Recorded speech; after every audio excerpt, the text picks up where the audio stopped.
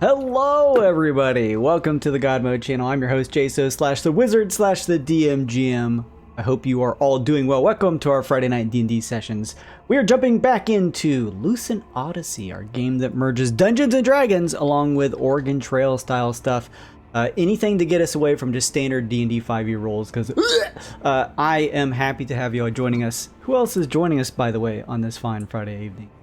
Hey, I'm Luke. I'm playing Lincoln, who is a Fey Wanderer Ranger plus fighter. He's a Warforged. Ooh.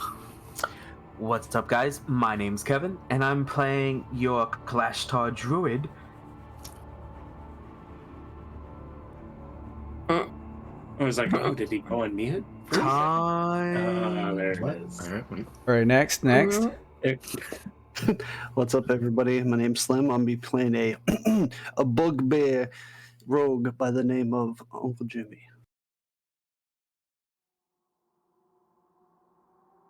All right, next. Are you still waiting for the R? Now I'm worried about Kevin.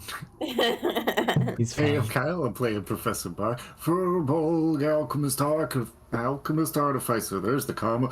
Professor of Alchemy and Etymology at Forlorn Passage at the illustrious Ravis Attorney. Hey guys, it's your girl Amanda, and I'm playing Opie Stickyfoot.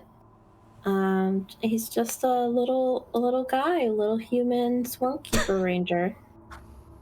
It's just a little guy. He's just a little guy. Little dude. Hey everybody, I'm Nick. I'm playing Forte. He's a dwarven mechanic. He takes care of the well-wishers and the cart as we travel from well to well. Currently, we're up against a crazy lich and dudes. There we go. Thank you everybody for joining us, those who may be out there. Happy to have you with us for another session of what is probably going to be our longest side campaign here that we're climbing up. I think once we surpass like the 25, no, what are we at now? 27? What, 27 already? Yeah, this may be just pushing over the bin to be the longest one. So I've had a lot of fun with it. We chat, my players, not even just chat along with me, but we've been almost playing this game for a year now. Can you believe that? I can't. No. When was the last time we played the main campaign? 3 years ago? Never. 4 years ago? 100 years ago. It's been 87 years. It really has. Quite a while. Well, I think this whole experiment of doing side missions or side campaigns has been a lot of fun. Yeah. And it's been a great opportunity for everybody to do some alt characters. It's been a great opportunity to introduce some kind of fun experimental rules, stuff like that. So it's been a good time. Everybody out there who is currently part of the chat, make sure to go check out Amanda Otten over at her tag over on Twitter. We did the beautiful character art for all of our characters here that you see. Also, our stream stickers are back, as Mama Bear has been slapping some around. I had to turn those off because I was playing around with some extensions last week, but we brought them back. We also have Twitch channel points, so as you're watching the channel, you're building up those points. You can do fun stuff like give people +1s, or for an entire session, give someone either a random elated or forlorn condition, which is basically Bane or Bless 5e stuff. For an entire session, so good stuff there. We use a lot of homebrew rules in this game, so if you are like, what's going on, how do they do these rules, stuff like that, you can just punch in / rules just like I did in the chat and go over to our shared Google Doc so you can see the breakdown on how this all works in terms of all the extra homebrew shenanigans that are going on over in the Google stuff. Mama Bear says I was mad last week about those stickers. Yeah, sorry, Mama Bear. I was playing around with some stuff that'll be fun eventually. By the way, we stream more often than just Fridays. Come check us out Monday through Thursday. We're building an entirely new ttrpg system that's going to work specifically for Twitch. And also, I have a empty seat on my Thursday night D&D games. So if you are interested, if you want to come play in Rise of the Wild Knot, which is a spelljammer-centric game that takes place in the same universe that this campaign is taking place in and has story threads that tie over into this campaign, as well as my other Tuesday Start Playing campaign. Make sure to go check it out. It is a pay-to-play campaign, but you get your first session half price, And it's the same quality you can expect from here on this stream or any of the others that you've seen here on the channel, whether that's in the VODs or over on YouTube. So it's a lot of fun. Kyle's been popping his head in. That's been nice to have him there and help me kind of poke and prod some of the players occasionally. Been nice. Do stuff. Keep things on track. Sometimes I'm just like, okay, guys, it's a living, breathing world. You just have to tell me what you do. Just tell me. Just speak. I attacked the guard. Yeah, I mean, at this point, sometimes I'm like, thank God. All right, We you stabbed the guard. To find the end. Do you think we should use it? Yeah. I cast detect magic. Is the wand magical? Kyle, they all got in Thursday's game, they all got like a wand of like secrets that points out hidden areas. And if not for Kyle's suggestion, which I mean, kind of maybe it's like video game logic that not everyone like gets, but video game logic would suggest, hey, there's a big open area here on the map that we haven't fully discovered yet. Maybe we use the wand, and he helped them discover a ton of gold. So that was pretty cool. Yeah, I don't know. It was funny. I thought it was like, we found this big magical wand. I don't know if we should use it. I know. They're like, to shove it in the packs. I'm like, no, use it. I made the room. Come on. There was a session that they got it, but I was like, Speaking Jason of wands, don't we have like a wand of undressing or something? That we do. Who has that? I do until you become a strong warrior. Once you complete your warrior training and you know what to look for the sacred sorrentals, we will give it to you. Of course, Forte has it. I know who it's going to be used on first, though. Hey guys, look, it's a lich. Oh, that's a good idea. Well, let's see it first. Thank you, Steel Raptor, for joining us. Yeah, that's it for my housekeeping. We're gonna go ahead and run the intro for all of you. Everyone's got their inspiration cards, so while we run the intro, we're just gonna roll to see who wants to give the recap from last week and dive right in. So without further ado, here comes the intro to Lucent Odyssey. We'll be right back.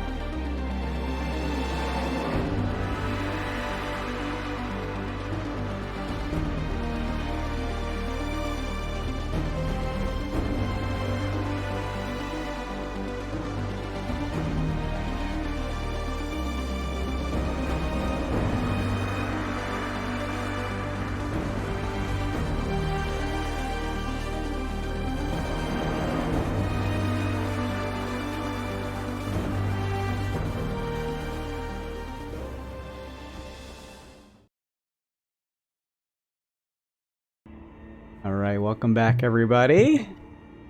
So, it looks like our unfortunate victim this time is Uncle Jimmy.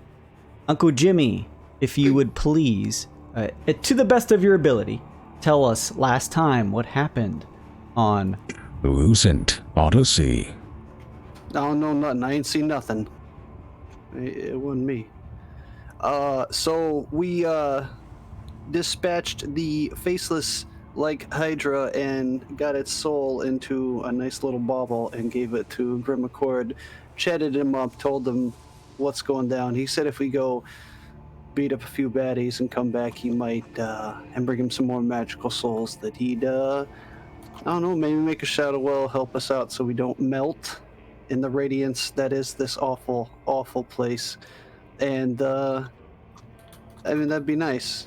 From there, we went back to, we talked to the guard, went back to the inn, got some rewards, got an indefinite stay, kinda, to go get some food and chill and relax and not be beat up as we were. I think we then started to head back to the City of Dudes after doing a little shopping and getting some awesome stuff, some bracer archery for our little frog friend. Lincoln was smart enough to get some the equivalent of duct tape and attach the rest of the bits of sinew and bone to give me a pretty cool dagger to shank spooky stuff with. That's right. My hands were not what they were, and I missed a Gleedokin like a schmuck, and now we then ended up at a Gleedokin Shrine. We traded Pokemon with them, got some cool stuff, talked about coming back to get some more goods. They were nice enough to give us a few presents for all the wonderful things that we caught. And then we went back to dudes, chatted them up, and now we are, like Rapunzel style, climbing up to go see this lich? I'm calling it now. It ain't a lich. They ain't smart. All of you had ascended up a rope into the only entrance to what appears to be a 6-7 foot tall tower set out about 12 or so miles south of Dudes. As you got here, you saw a flock or gathering of townsfolk from Dudes who were carrying pitchforks and torches, trying to stand out at the exterior of the tower, unable to get in through the front doors as they seem to have been barricaded or locked. No easy way to enter. As they appeared, or I think there was actually no entrance on the ground floor. Yeah. There's no set of doors to get in. So they had no other means other than to just hopefully pick it out front at this lich that they had told you all had destroyed several of the crops that they used in some form of powder that gave them plenty of protein. And you all decided to see what you could do about minimizing the havoc or the bad situation, and climbing up a rope found yourselves inside of the room of the top floor of the Lich's Tower. It is currently, let me see, I just want to double check if it's light time or blight time. Just see here, let me go back to the map quick.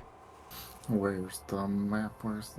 It is light time, so yeah, it's twilight out. So you all began to ascend up the tower and climb inside of the top.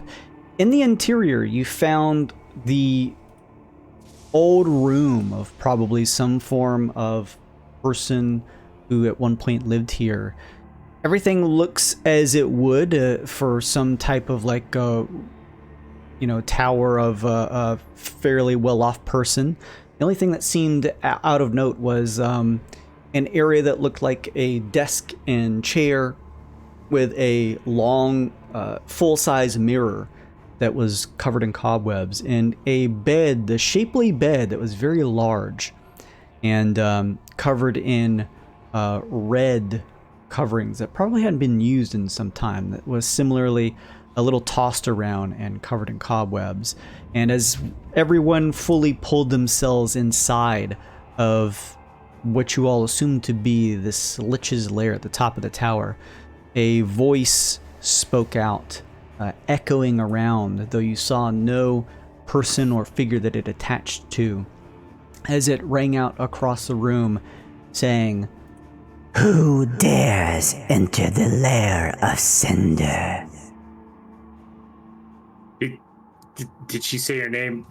It was just who dares enter the lair is the last who thing we dare got. enters, man, that just the echoes that break up, yikes. Yeah. All right, okay, well, no, Up the lair, we were good. Yeah. These fucking voice changers, man. Or Discord. Somebody's got to figure this shit out. yeah, it's so weird. How does it work across Streamlabs but not Discord? The software built to communicate with others. Yeah, Discord needs like a built-in one or something.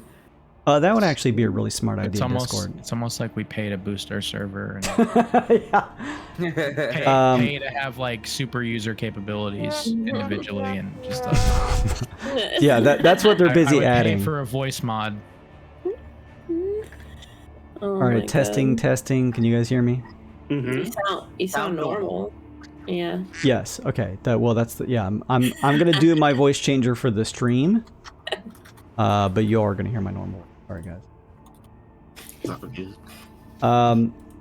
Yes, the voice said in a echoing fashion, "Who dares enter the lair of Cinder?"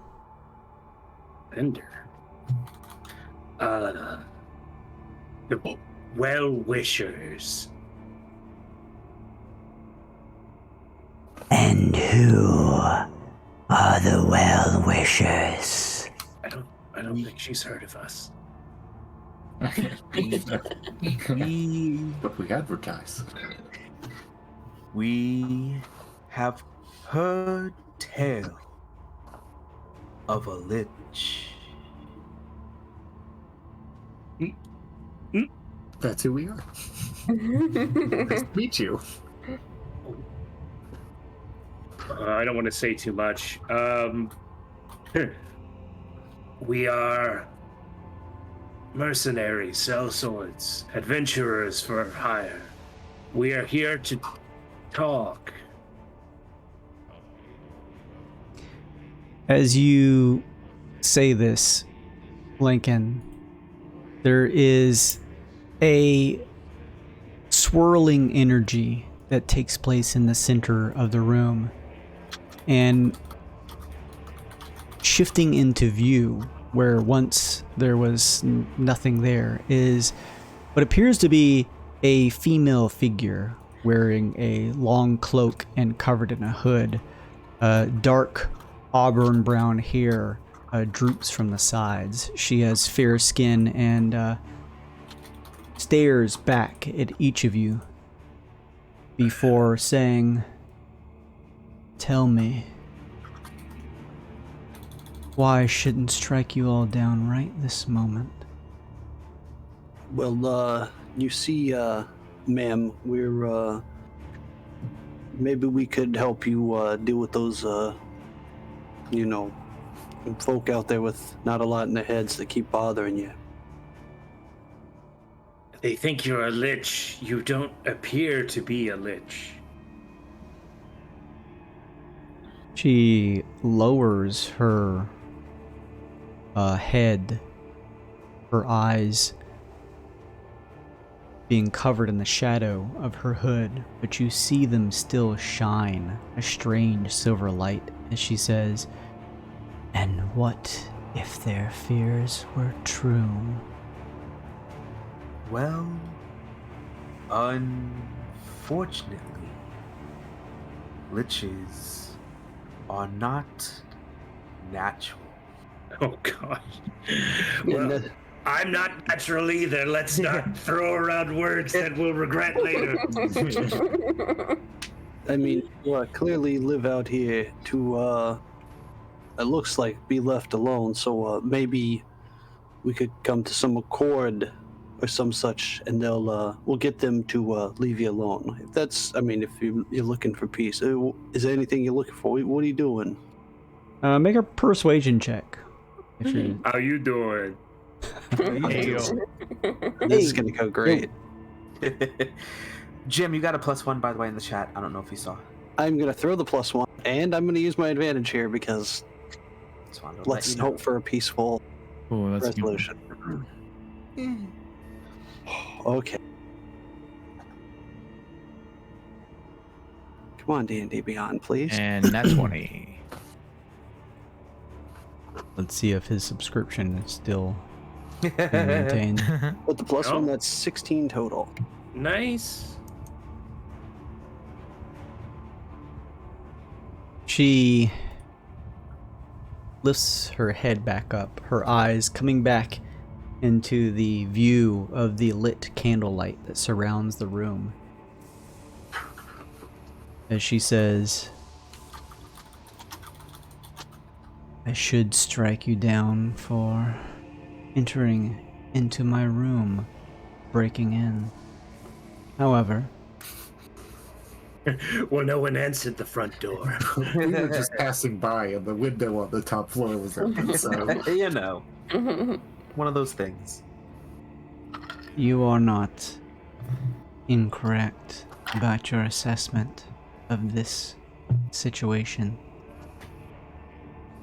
Those townsfolk have been a major pain on my side, and for the last several days it has been everything within my power that I have done to not simply strike them down where they stand.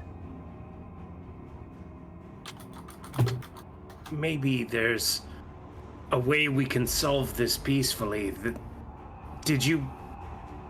What happened with their crops? Why did you burn them? The crops that provided them the powder they so covet? Yes. Suppose they didn't tell you the full story. I We provided it. assumed as much. I provided it for them so they would leave me alone. So then you destroyed it so that they would pay attention to you? No, I offered it as a trade for them to leave me be here in my tower. You see, I have existed for some time, and at one point, before this town of dudes existed, it was another, one that I was a part of. I told them to leave me be so that I could continue my life here in peace, unabated by those who would seek to try and strike me down, thinking themselves holy in their attitudes, trying to take down a lich. However, there was an issue. Apparently, despite being complete knuckleheads, the idiots down below from the town did some digging and found out about my history. It brought them back to the tower, and they have never relented since.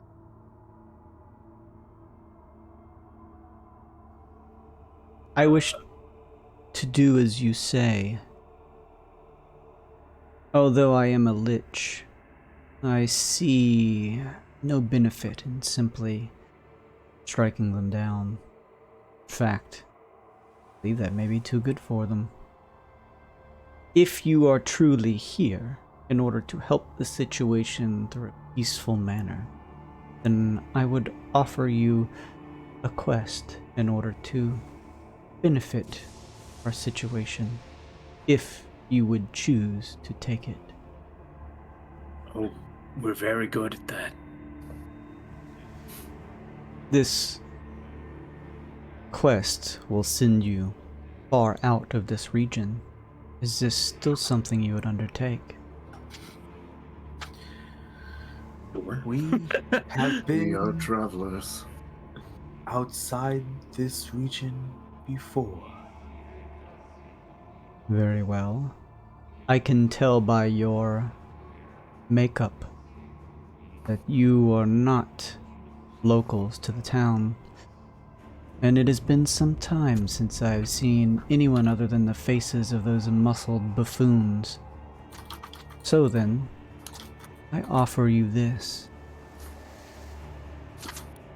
My resting place lie in another region. A place known as the Unhallowed Tomb. Oh no! Oh no! You will not find it here, but instead in Yorvale. Inside of the crypt, there is an item I seek to obtain in order to carry out my revenge against the town people. I need you to gather a staff for me that once belonged to me. If you can retrieve this staff and bring it to me, that is exactly the punishment I shall exhibit on those below. And if we could ask, if it's not too much for a little reconnaissance, what does this staff do and/or look like? It is known as the Staff of Bareness. Lincoln just looks at Forte. It doesn't say anything. Like, ain't nothing there, or bear as in like, rah, grizzly. Bear as in it will be the exact medicine that those down below should receive. Gotcha. Why would you want them to be bear? Because she's got a right to bear arms, you see. Oh, God, thank you. doesn't even make sense in the context. Yeah. Did you pack your crowbar for that one? Jesus. I like Make a persuasion The check, large shovel. Forte. persuasion. Yeah. Okay. Why not deception if we're not telling her? I was just don't think asking it why she matters. wanted them to be bare. That's all. Oh, yeah. She stops for a second and says, they discovered Empty your pockets. my occupation in my living life. It is what drew them back here to the tower.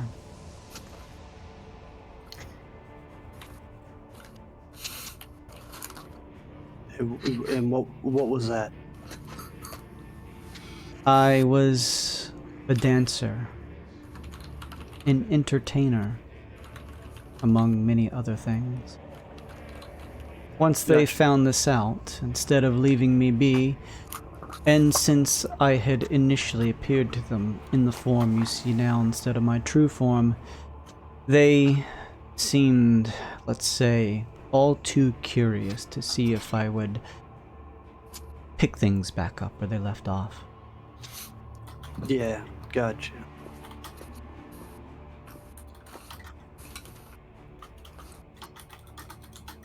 So, if I were to ask you to take on this quest to the unhallowed tomb and retrieve this item I seek, is this something that you would carry out? I think we can do this for you. I actually don't find this reprehensible. So, aside from letting us live, what sort of recompense reward would there be for this quest?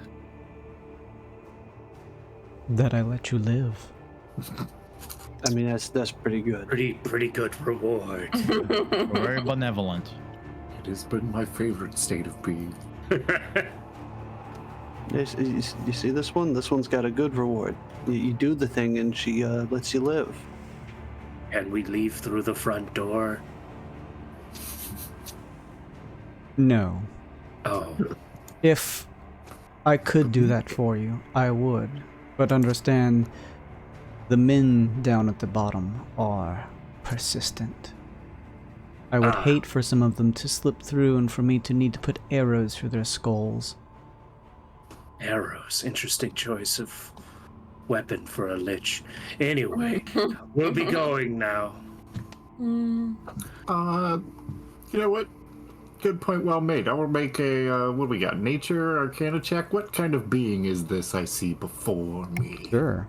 Either of those will work. Also, you guys probably have a familiarity with the Staff of Bareness, just letting you all know. Oh, Yeah, no, don't we- know. Okay, We're bluffing. We're all chortling to each other. making sure. I think I can cast Detect Magic as a racial trait, right? Is that right? Yeah, Detect Magic. Racial, Kyle. Yeah. I want to Detect Magic and I guess Nature makes the most sense, right? Probably. Huh. Oh, tell me what are two? Can I assist you with that? Oh, You're please. trained in it. Then yes. Oh, baby. 21. There we go. Thank you, Kevin. Professor Bark, from what you have read, your history studies, you know that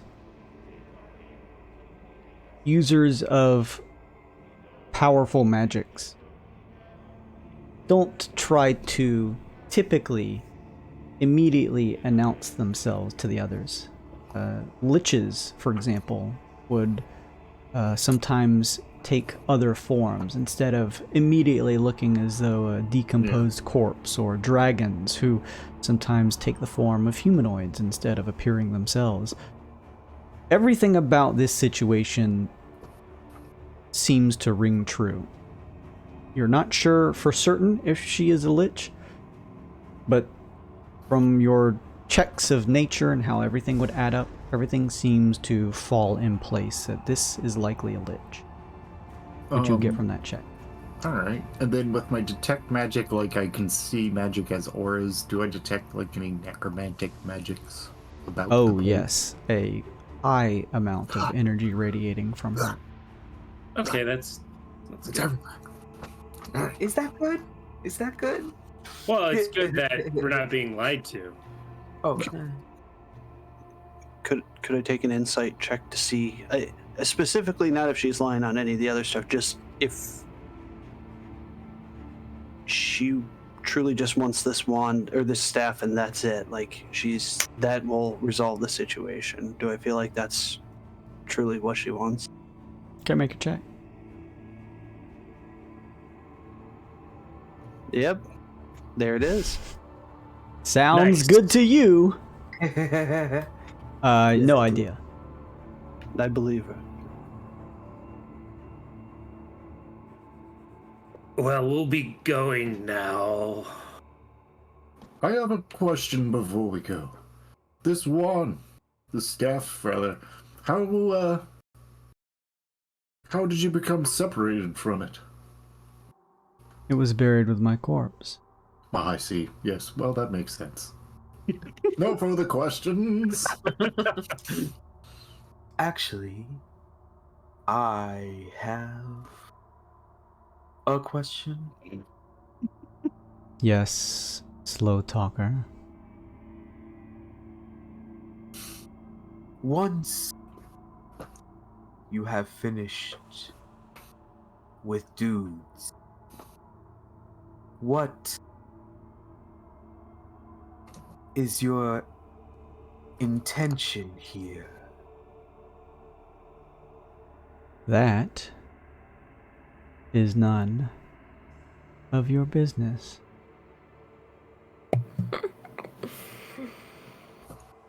Fair. She's not wrong. Well, then, I guess we're gonna shimmy our way out this window now. Lincoln scuttles out the window like Yes. a cockroach. Do not tell those down below of your plans. I would not ask you to lie, but I would prefer for them to continue staying down below. They are fools. They seem to assume that they are going to wait me out until I need food or water. Oh, they are stupid. They are incredibly dull. I ask that you retrieve the staff post-haste and return to me when you have it. Lincoln pokes his head through the window again. If we do you think you could make them more of those crops so they'll leave you alone? Could avoid situations like this again in the future. I will use the staff to take all of their clothing away, and once they have removed themselves from my premises, if they return again, I shall strike them dead. Oh, bummer. Okay. Why do you think taking their clothing away will make them leave? I have a hunch, my boy. Okay.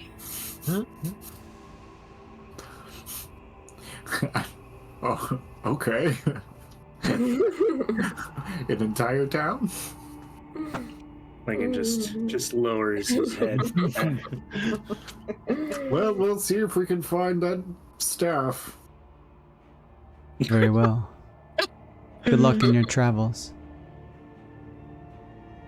Au revoir for now. Who is one of the last to crawl out? Jesus. I can wait until the end, unless you need me to climb down to the bottom to hold the rope, but I think I can go last. She turns and says, Dwarf, Aye. I do not want you and your group to muck this up. Before you go down, the crypt has been locked. Puzzle of my choosing to ensure that the things inside are not taken. Okay.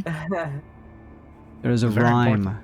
that will allow you inside The key terms for you to write down are palace, melody, orrery, and abacus, or abacus. There will be a keyhole that you will need to insert a long device in order to open the door. This is great. He reaches behind her webbed, full-size mirror and pulls out. It looks like a stone cylinder that like stretches on. It's probably like a good 5 inches, 6 inches in diameter, and stretches out probably like a good 4 or so feet. It's featureless on one side, but on the other side appears to be a hand that is pointing out with a finger as she hands this sort of stone rod or thing to you. And she says, Forte, use this. It is the rod of coaxing. It will be the last tool necessary in order to open up the crypt. Okay. Thank you, and I will make sure that I note this keywords, and we say them while we use the rod, or you say dial? It's combination? It will be a combination style puzzle. Okay. So, I will tell you in good faith, because you are being honest and you have spared our lives. We are able to have the ability of traveling very, very fast. It is a gift to us in our travels. So, as we travel far and wide, when we come across the Yorvale place of your rest, if we make it back more quickly than you imagine, it is because we have been gifted travel. Oh my god. Make a deception check. Yeah, we were golden. You didn't have to say we could have just waited. Oh god, no. I mean, that is true, though. It is, but I think the conceit behind how you're using it is a lie. Yeah.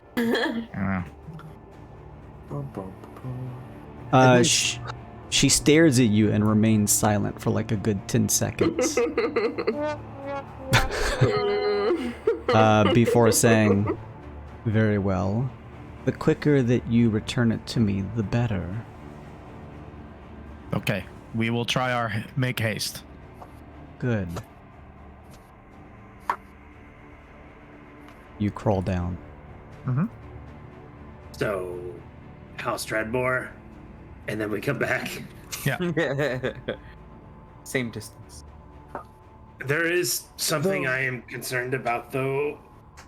Once we do this for this lich, we haven't fulfilled anything for the dudes. There's nothing stopping them from coming back. Party!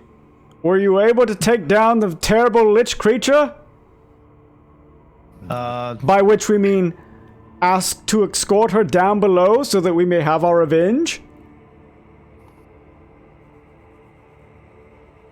She was washing her hair. She's She said to come back later. She's very scary and also very ugly. She's very ugly. She's hideous. Beauty is in the eye of the beholder. Oh, that's not always true. He did mention something about if you didn't leave, she was going to maybe kill you. So maybe we could just let bygones be bygones. She did tell us that she was the one that provided the crops for you in the first place, so you're really back to equilibrium if you think about it. I mean, back to square one. Maybe we could just let everything be water under the bridge now, yes? Make a persuasion check at disadvantage. Oh, boy. I'm not awful at this, but with disadvantage... Somebody help him. And it wouldn't have mattered. It would have been a 10. 10. There's whispers amongst the crowd of 20 or so men before the one holding the torch at the front turns and says, "Nary you mind. The creature may be foul and powerful, but we are strong as an oxen, each and every one of us. We will have our way with this lich one way or another." Oh, I don't like how they phrased that. Christ. I don't know who I'm rooting for here. Yeah. Well, we need to return later with more adequate tools for dealing with this lich. Yes. We need to go find a sacred weapon that can help defeat her. Maybe. Oh. Excellent. A weapon that would certainly weaken the foul beast, but perhaps not kill her? Oh, jeez. Perhaps. It remains to be seen. Very well. It's just a hunch. To be honest, it may not even work. Well then, you should not worry. We will remain ever vigilant down here at the bottom. She must either give in and come down to eat or drink at some point. Supplies can only last so long in the tower. Otherwise, you shall return with your item, and she will be in a weakened state. She cannot stay up in this tower for long without giving us what we want. And what's that?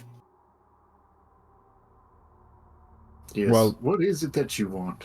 She has done terrible things to our citizens, and we seek retribution. It seems she just wanted solitude.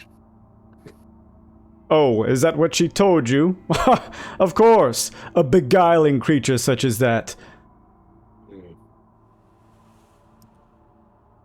What is the form of your recompense? We are still in talks to decide such repayment. We haven't landed on a single one just yet.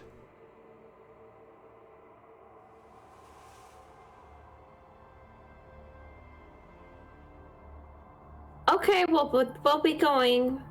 Nice to see you. Later, dudes. No need to worry. We are brought food and water from our city just above. We shall remain here. When the time comes, return. Perhaps there will be retribution and some form of recompense for you all as well. Perhaps we could all share in the folly.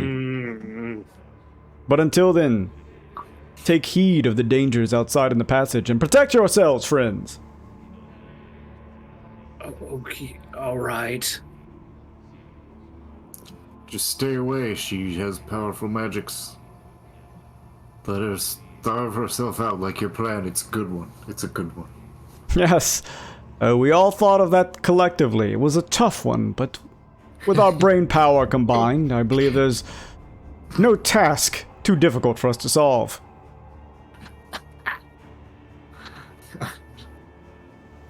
We'll be back. Very well. I'm too tickled by this to do anything. I'm assuming you all head back to your cart. Yeah. Okay. Please.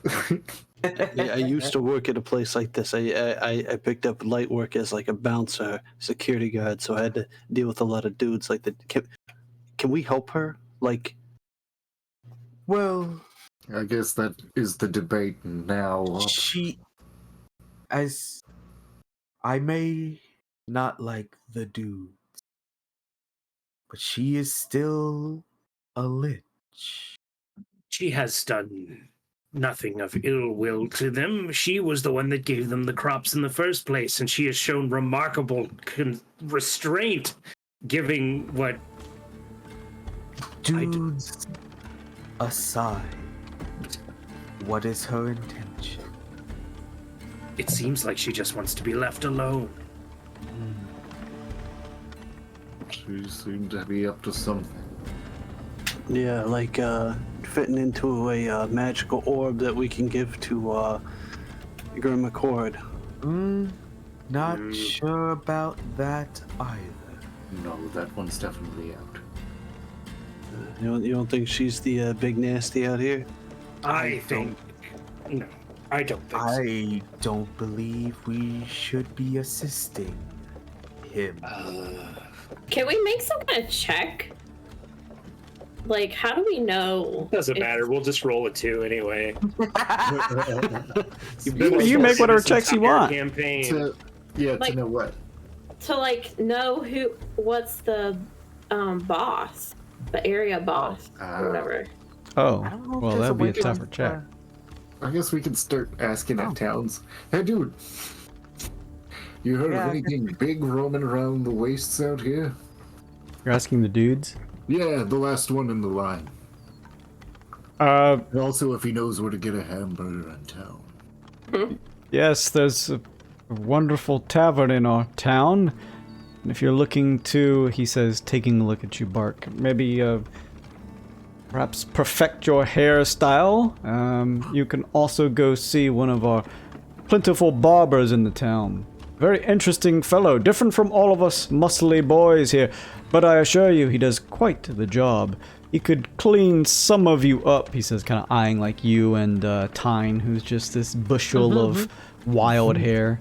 In terms of beasts, though, the only one we know of is this fair beast that exists at the top of the tower. I think an answer I expected. Thank you, dudes. We'll see you later.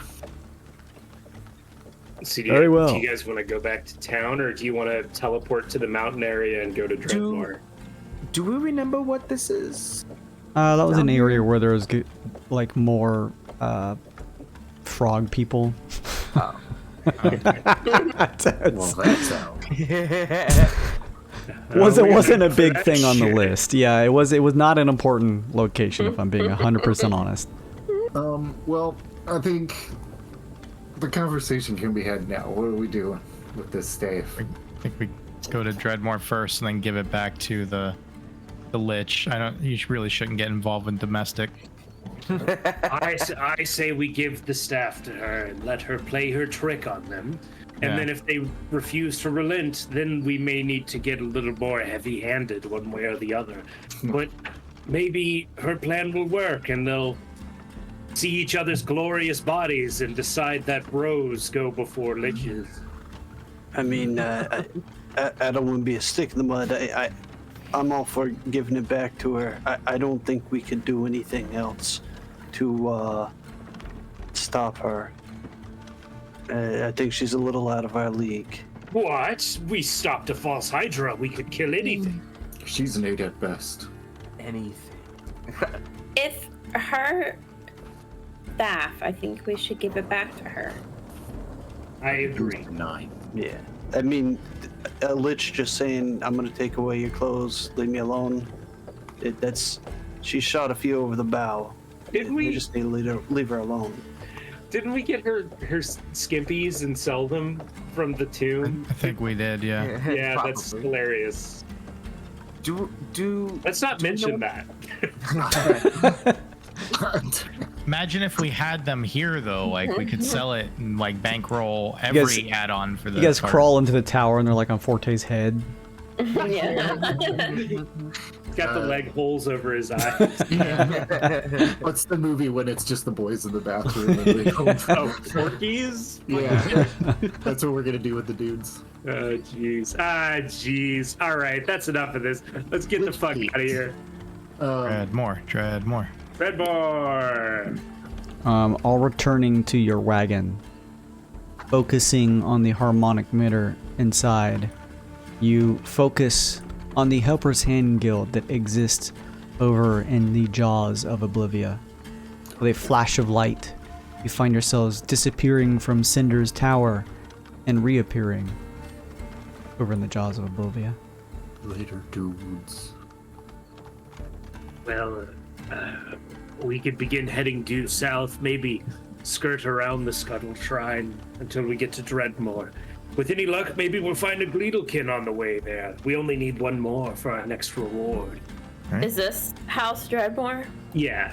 Right, Okay. Jason? That was Yep. Dreadmore? House Dreadmore, this was a mark that you all put on the map, the one more closer to you to the south. This was told to you by your best buddy Wait a Vols minute, to be you this. mean down here? Is there Yeah. something there? There's a mark there?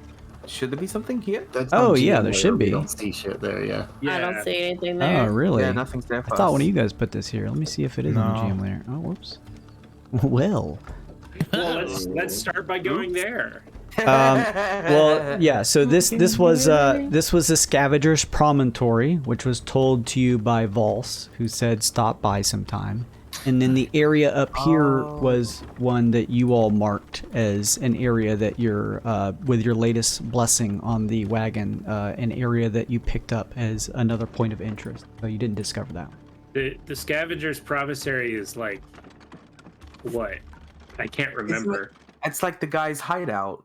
He said it was one of their base of operations Their base, in the mining Mm. facilities here. Well, Jesus okay. Christ. Okay. Man, it's Noodles got is ghosts. just on my dresser knocking shit down. Hey guys. Well, maybe the unsavory as they are, they'll have more work for us, or maybe they've seen a Gleedlekin nearby.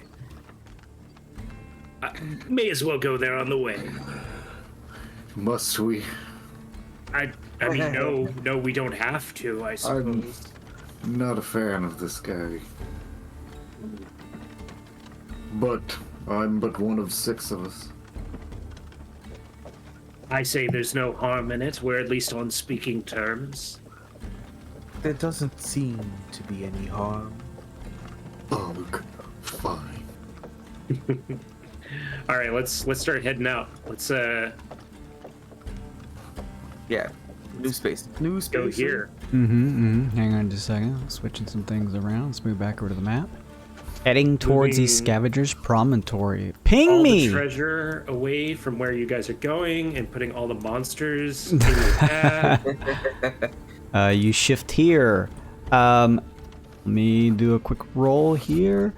That's going to be 2 additional hours off the harmonic flux. So or the time rather, which means a point off the harmonic flux. You're just about at blight time here with one more step. And as a matter of fact, did 1, 2, 3, 1, 2. So this is technically the last spot that you can move before needing to rest for the evening. This one we just moved to? The one you This just moved to. However, as you move into this area, traveling across the 6 miles that every hex encompasses, the harmonic emitter goes off. There is a site of interest in an adjacent hex. I say we try. Let's push it. Let's push it here. Let's push it here and then rest. Go. Yeah. Everybody cool with that? Let's do it. Go. Push it here and then rest. Okay. If you are pushing it, then that's gonna put you at 1 blight time. And I need you all to please first off, I need a navigation check from Uncle Jimmy. The survival, right? Survival at advantage, yep. I want to, because I know we're pushing this, give Jimmy the enhance ability that is for survival. What is that, a wisdom? Yeah. Yeah, it's Wiz. Yep. Owl, make it with advantage.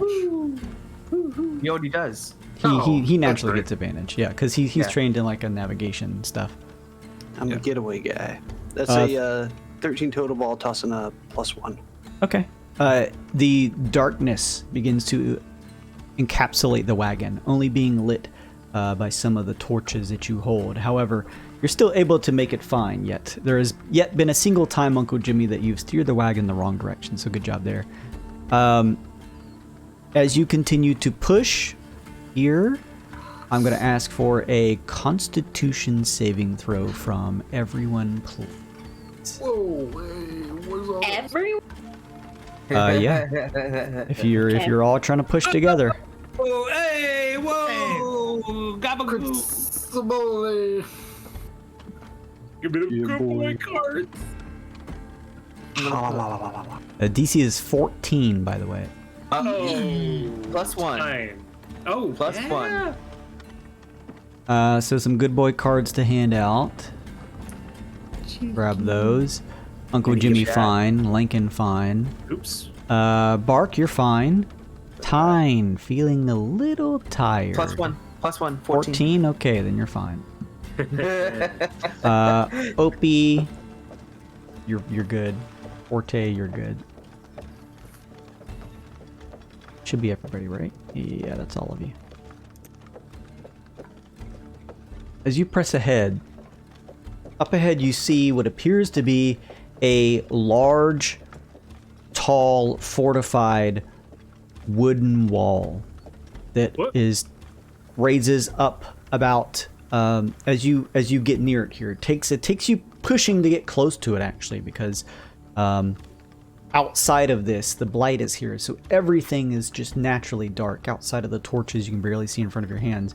You eventually reach what appears to be a wall of just pure wooden wall that stretches up probably about 10 feet or so. Some of you raise your torches up in the air and are tipped with spiked tops. Inside, you can hear the sound of what sounds like some form of like construct machinery. The sound of perhaps pickaxes hitting stone, etc. that comes from it. Mining camp, maybe? Sounds is it? Your type of people, Forte. Yes, but we don't like those the Draugrs that have been working. But they're probably trying to find the rare ore that they asked us for at the beginning. We don't even know that they're Durgar. We could investigate, maybe. I mean, presumably they are. They're right close to the other place that is also Durgar, but we could still investigate. Who wants a boost to look over the wall? I am tall and can carry all of you. I'll take a look. I mean, I can use wild shape. I don't mind if we want. Wait, how high is the wall? Mine is just the resource of this rather than one of your two. Looks like it goes up about 10 feet. Oh yeah, we could boost somebody. Yeah. Opie will gather his swarm, and his swarm will lift him up. Oh yeah. 10 feet. Oh yeah. As you're lifted up 10 feet, Opie, as you peer over the wooden wall, you see within several glowing stone lanterns that light up a relatively large, what looks to be mining site. A large hole opened up in the center, and several different torchlight near what look like more Durgar creatures adorned in mining armor and equipment. Along with them scampering are several sort of more scrawnier looking creatures with bulging white eyes that go along carrying pickaxes.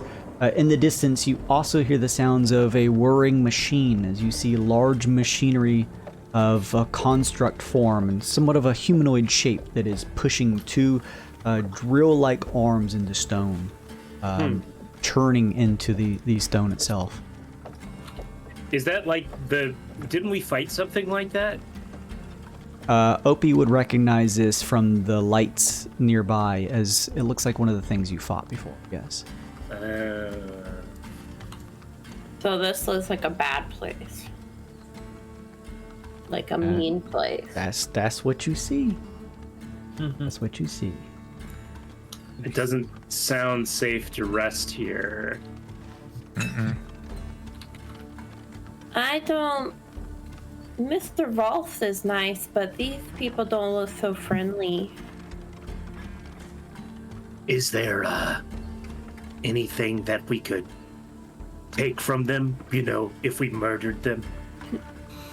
Does Opie see anything? Like maybe some rare ore that we could turn in at the prospector's place? And we just don't mention where we got it. I mean, Opie, out in the open, you don't see much. There's several tents scattered around here, but like outside of the tents, other than what looks to be a couple barrels that lie around and crates that may have some supplies in them, it's a couple tables with what look like forms of picks and smithing supplies, mining supplies on top.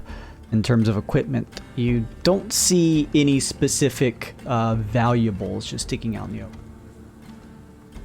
It's also really difficult to see. Any ore or things that could contain ore?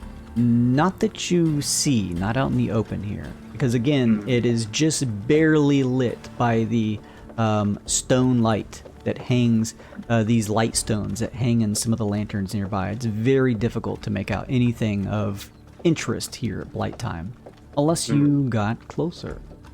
That's up to you. And remind me, Jason, dark vision doesn't... Not in this. Nope. Yeah, This is okay. magical darkness. Well, I could become an owl. And I can see in the dark. it's still magical darkness, though. Yeah. Yeah, so it doesn't matter. Nothing we can do now. I mean, we could attack them. They attacked us first, really. I mean, I feel... What? they attacked us first. It's coming straight for us. Like it's like shoving a dagger inside of his body. I feel the blight makes this harder than it needs to be. I don't think we should attack them. They haven't done anything to us. Besides, we're gonna go see Mr. Rolf anyway. We can always just ask him. Fair, all right. Let us wait. We don't know how many are in there either. Yes. Do we feel like we're like relatively well hidden? Like, is there a rocky outcropping we could hide a campsite behind so that we're not easily spotted? This hex has this location here, but each hex is like 6 miles long. So Okay. especially under the camouflage of Blight Time, surely you feel as though you could move out of the range of this mining operation and probably find another area where you could just set up for the evening. Yeah, without having to move out of the head. Let's do that. Yes. Agreed. All right, you all set up. Are you resting for the evening? Yeah, I think so. All right. Yeah. I set up my screaming doll. Oh, yeah. That's right. So you traveled for 12 hours, which means you need to rest for 12 more hours to finish off a full day before you can travel again. So that is going to be... let me just make a check here. Okay, nothing happens during the night. We don't want to with the all area your boss. spines. You awake as the blight is just beginning to sift away at one light time. That's 3 more ticks off the harmonic flux, Amanda. Yeah. And everyone, Okay. please make me a Constitution saving. Please. We've never had to do this ever. Never. That's not I true. Forte will. fine. But I'd also like to make a check, pondering Oh, no. about the Oh, balance of good and evil, I don't the dark remember. and light. Fine, fine. I don't remember what the DC is. Is Five. it? It's is it low. 5. Long as you're fine. in your tent, it is a Yeah, 5. I'm not. Yeah, I only set up the doll. I'm not keeping watch like I used to. Everybody's fine though. Well, yeah, as long as you're each coupling up in your tents, you're okay. Yes, me and Mike can share. now you actually do. All right. Yeah. Oh. All right, Jason. Let me hit you with something. Let me hit you with something. You tell me. But maybe as we're all warming up in the morning, there's the sparkle of a Gleedlekin, maybe right behind. Maybe just a rocky outcropping, or When we wake up, there's just a Gleedlekin, just like right there. right there. You don't even have to catch it. It's slotted itself in the Yeah. I'll say Jimmy's touch range. I'll say this because we don't get a ton of these cards. I'll say during the next travel, if there is an event, there's a 50-50 chance that it will be a Gleedlekin. Nope, I'll take it. I cashed it in. Sounds good to me.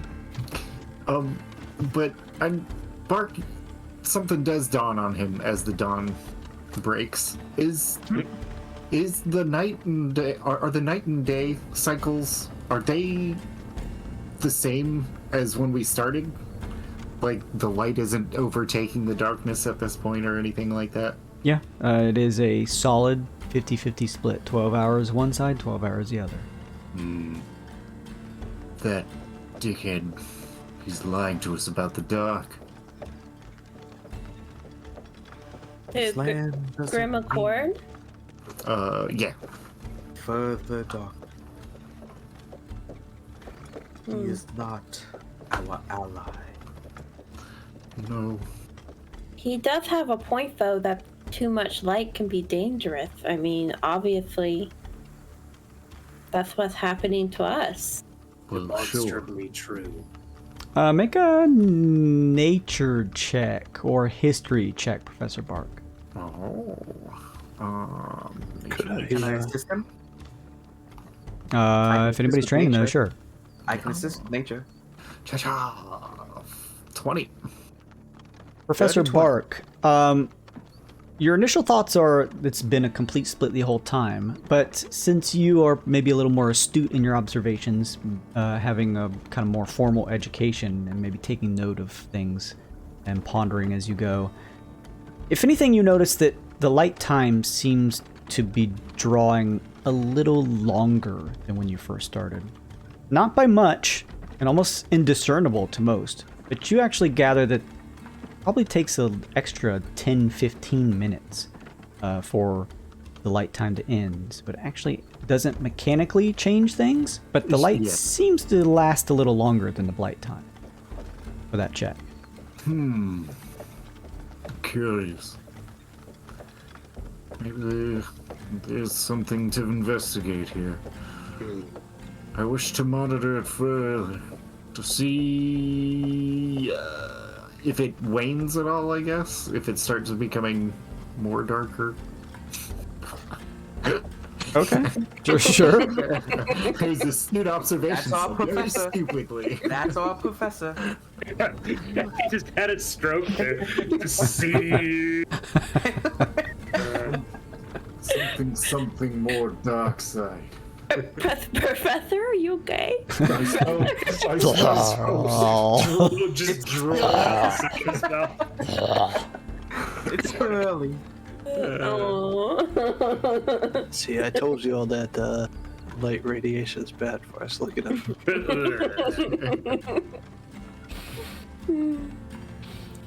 All right, we 200 move on. voltagens. Not great, not terrible. Sometimes that happens when I smoke a little too much. You go brain dead. Yes. I know what.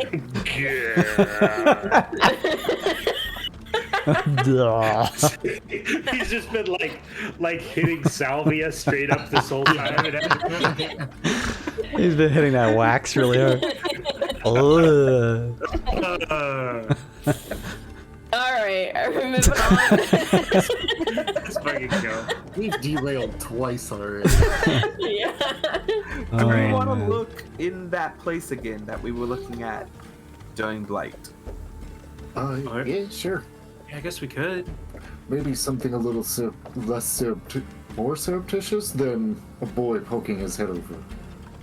What's that supposed to mean, Professor? I mean, in the dark it probably works. In the light, you are a boy poking your head over a fence. Oh, I see what you mean. I can climb up and poke my head over and see. That's just terrifying. I don't think. Fine, Have I turn into a seen- bird. Wink, wink, nudge, nudge, Kevin. I know. I'm pulling it up. Where is it? Vulture. There we go. Come on. I feel like vultures would be native to this landscape, so I will wild shape into a vulture. Smart. Okay. Everyone watches as time begins to shift, his form compacting down as he turns into a vulture. And I will take flight. I have a fly speed of 50. As you lift And- up off into the air, peering over the area before flying in, go ahead and make me a perception check. Okay. Is there As a anything vulture, just- I have. Go ahead. As vulture, I've got keen sight and smell, which gives me advantage on perception checks that Nice. rely on sight or smell. Helpful. Yes. Animal forms are so good for recon. It's just that they can't Whole talk to us. reason I won. But this one's psychic. 17. The immediate thing that you noticed, Hein, as a vulture is, although you did not see them initially at blight time because the only areas of sight were likely lit up by a lantern or torch, there are several guard posts that outline the interior up at the tops of the walls here. There are 4 here equidistant areas of this encircling tall wooden wall that surrounds a perimeter, and you see several Durgar in each staring out with mounted what look like crossbows just peering across. They take note of you but do nothing since you appear likely as part of the wildlife flying around. As you flip over a bit of the area here, you notice that the area appears to be heavily manned by Duragar in large, almost cumbersome steel outfits. You also see several other small, sort of more gangly creatures that bound around in not a lot of gear and or clothing, but enough to cover themselves, and they, along with the Duragar, are shifting wheelbarrows, moving things across. Some of the smaller creatures mining at some of the exposed rock in the open area. But it looks like, for the most part, most of the mining operations are happening in a tunnel that is in the center of the area. The dig site sort of like descends towards the center. The whole area here is probably about 100 feet wide, and in the center it dips down, and they've sort of built a little makeshift walkway to enter into this cavern. And there's a couple wheelbarrows that are occasionally being pulled in and out. And yeah, you do see the occasional shifting of what looks like one of those larger construct things that you guys battled along the way previously that occasionally shifts out of the tunnel. And you see some of the Durgar come over and sort of brush it off and hit it with a couple hammers and stuff like that, as it then turns and re-enters the tunnel again. I changed my mind. Maybe we don't need to fight them. I was gonna say, yeah, I perch somewhere nearby and relay all this through the mind link that I will open with Lincoln. Sure. Guys, I changed my mind. Let's leave.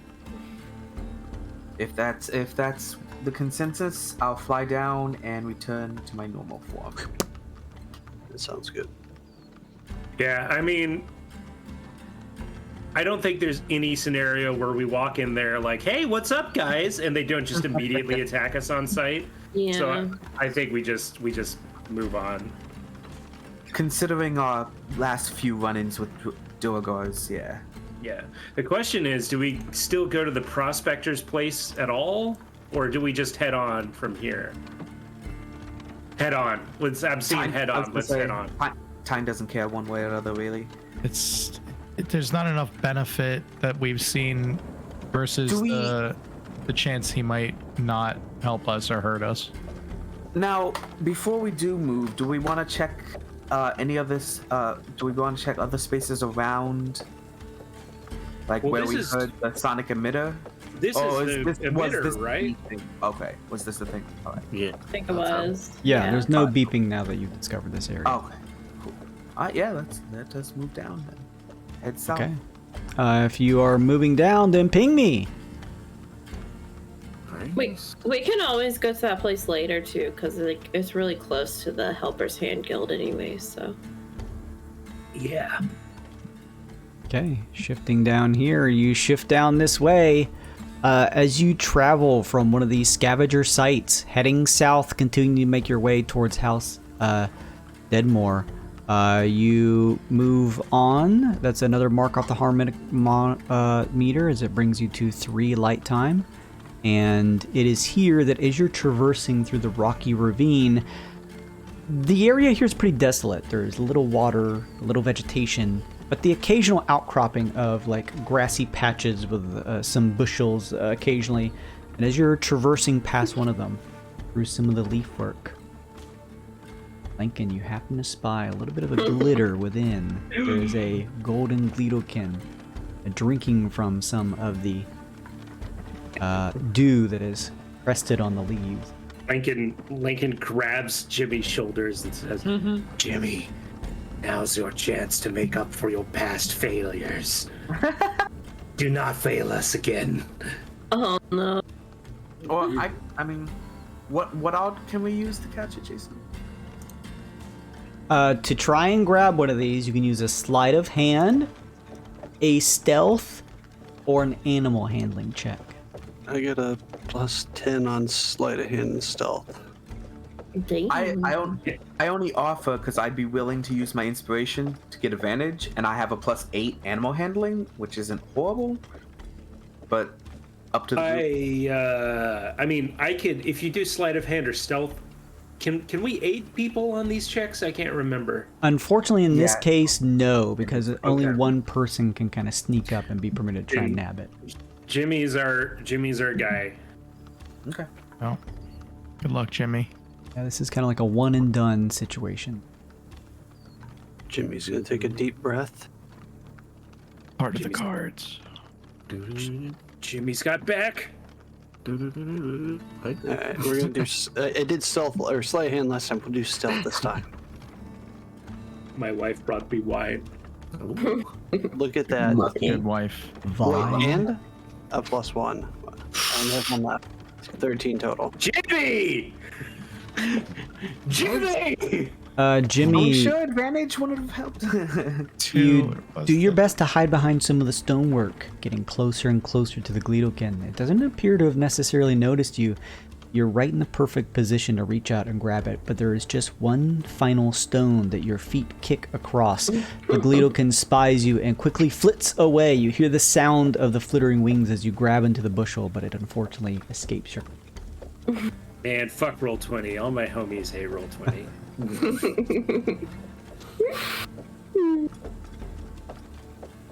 That's all right, Jimmy. You'll get him next time. I can't believe you lost another one! Lincoln's very upset. I feel like I'm back home again. It's just like my mama bugbear and daddy bugbear. Well, we can just go around the Scuttle Shrine, I suppose. Stupid. No bug. reason to Nobody head like me. there. Sorry. Let's move Okay, on. bud. All right, moving on. Ping me. All right, moving here. Yeah.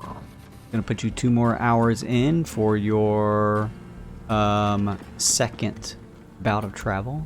Just hid the clock instead of just moving the time. Don't. It's like, well, what are these circles up here? You'll never know now. It's gonna put you 5 light time, and it is here. What's the harmonic meter looking like, man? Is that? Oh, it just went down one more, right? No, not this time. It was a Oh. previous space that it went down. Well then it's at 75. Okie We were at 100 too after the Hydra. But we've Yeah. been traveling a bunch. Yeah. Yeah. You have to do some good stuff. A gnarly hunting trap hidden in the stone snaps against little shit's big impenetrable ball. The metal teeth of the trap splinter across the area as the trap is completely neutralized because of this particular draft animal. Little shit, like he doesn't even realize. Doesn't he just, even like, notice. Keeps on walking. Yeah. Literally, like just like cleaning himself. You see his big furry butt just continue to crawl across the surface of the ball. I bet his butt is so cute. I bet it's so cute and fluffy. He's too strong. Too strong. What if he's like the final boss? What if he's the area boss? I've been waiting to be released. I'm okay. You want to see Sure. the shit? Ping me. Somebody else do it. That one. Wait. Okay, there we go. All right. I know this is monotonous, but now that you have the ability to see or know adjacent sites of interest, it becomes important. Yeah. Or you press on, that's another tick off the harmonic flux. You're at 7 light time. Nothing happens here. You may press on. Straight diagonal, right down, All right. straight line. It's going to put you at 9 light time. That is 1, 2, 3, 4. You can move one more. You shift here. That puts you at 11 light time. One more tick off the harmonic flux. And this is the last space you could move before needing to rest for the evening. No reason to push, right? No. We're in striking distance. Yeah, let's just do our thing. You all taking a nap for the evening? Yeah. Yeah. All right, setting up your tents and relaxing for the evening as most as you can. You all settle down. That's going to be, you've traversed for, let's see here, 5, 10s. You need to rest for a total of 14 additional hours. So that's going to put you at 12, and then 13, 14. You sleep through blight time, and we're all assuming when this happens that someone like Lincoln is keeping an eye out, so nothing happens. It is rocky terrain though, so as all of you wake up, just roll me that con save, please. Easy enough to do, and luckily you have set your schedules up in such a way that you're sleeping through most of the blight times. You don't have to travel at night. Forte, you're fine. Uncle Jimmy, you're fine. Oh yeah. Hold on. Resilient Lincoln, Constitution just fine. paying off in spades. Bark's fine. And Opie's fine. This is the first character that I have more than a +1 Constitution to. It's nice, isn't it? You're a madman. The mad lad. Max stamina should always be the main stat. You wake up feeling well rested and ready to push on. Ping me! Pingus. I think we're. Oh gonna no, you're just stay moving there. diagonally. Yeah. Wait, hang on. how many harmonic things did we lose just then? 3. Okay. Treat. Very cool. Okay, you move forward. Shoop. With a new day and 5 spaces to go here. There's going to be another mark off the harmonic flux as you move to 3 light time, and it is here that you are accosted by a bad weather effect. Ooh. A storm of Gleedlekin! Oh my god! Just put Jimmy out there. We'll be fine. Oh no. I'm sorry. Traversing through this area, this pocket of the jaws of Oblivion here, there is a nasty bout of heavy fog that seems to be low-hanging. And as you push through here, it looks as though you would either need to wait for the fog to clear, probably several hours, or you could try to press on, but you'd need to make a survival or navigation check to make sure that you do not get lost pressing. Oh, we got Uncle Jimmy's got this. Jimmy, you got this. I mean, I is there a agree. reason to press on? I Who mean, dares wins. it saves harmonic flux. In theory. Okay. If we really care about that. I think it would be really fun. Well, why didn't That you say too. that first? Let's do it. Let chaos reign. All right, this is similar to a blight check as you're traversing. So Uncle Jimmy, I'm assuming you're going to take the reins and make this check. Yeah, no problem. Daytime, put it out, man. I can't see.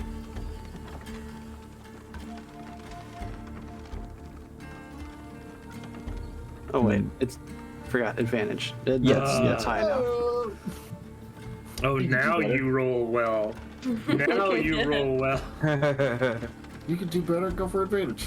Maybe we'll just blast through the fog and it'll disappear forever. Okay, 27. Hey. Oh yeah, you're fine. You're fine. You push through the fog as you continue to travel, and are undeterred by the thick fog as you press on. As you make your way an additional 2 hours to the next hex, it actually clears up as you're able to move out of the thick, foggy cloud, putting you to 5 blight time. Oop. And it is here that nothing happens, so you may continue to move. You rested, let's see, 1, 2, 3, 4, 5, so 1, 2, oh yeah, you guys have plenty of opportunity to press ahead. So go ahead and move on ahead. Well, we're going to say you move on ahead over here. And we're going to put this on the map. Put it on the map. Zoop. Yes. Reach House Deadmore. By the way, the space, the hex, the previous hex is where you got a ping, and as you reach this area, there's no ping. The rest of your travel, I was keeping track. There were no pings on the harmonic. Keep in mind. Can you change the color of that to like orange or something that we know we got a ping there? I mean, we could just draw, because it can only be that one or that one. So we can just mark those two. Well, then we would have got a ping there. So the ping wasn't for the house? I will let you all decide what the ping was for. The only ping we got was one here. Yeah, so just... Yeah, that works. It's probably a smart idea, marking it another color. It's another mark of the harmonic flux, Amanda, as at 7 blight time. You begin to see up ahead the view of something anew. Well, new to us. New to you all. Yes. I imagine Deadmore has been there for a while. Who knows? Have to find out. Recently Deadmore? Of House Deadmore? Of the Von Griff family? What are we talking? What is happening? What is... I'm switching maps. Sorry, I have to go through 7 different. Oh no, times. I meant the conversation. Nothing. Okay. Good talk. Now is an excellent time to know about D&D Beyond. D&D? In the distance, up ahead, probably 50 or so feet, is a large-looking house or manor that sits on a hill amidst the twilight of the mountain range here. Several of the trees nearby hang dead and leafless. In the interior of House Deadmore, you can see what looks like lit candlelight. It is tall, stretching up some ways, and looks to be made of several rooms. It has somewhat of a sort of Gothic architecture to it. Like to do. It seems nice. Take a perception check just to see if I see anything in the windows of the house. Sure. Now, there's a special... Wow, Jimmy. That was a... Jimmy! On D&D Beyond, it landed on a 20 and then just teetered and fell over. Even digitally teasing me. Thank you. You gotta... That's your problem. You gotta stop using the physics dice. Just roll naked. Oh, that's my favorite. That's a different channel. I recall nobody touched the door. I have to do something special because I was invited. Okay, so everybody follow Lankin's lead then. I mean, I can stay with the card if you want. No. You should come with. We have such sights to show you.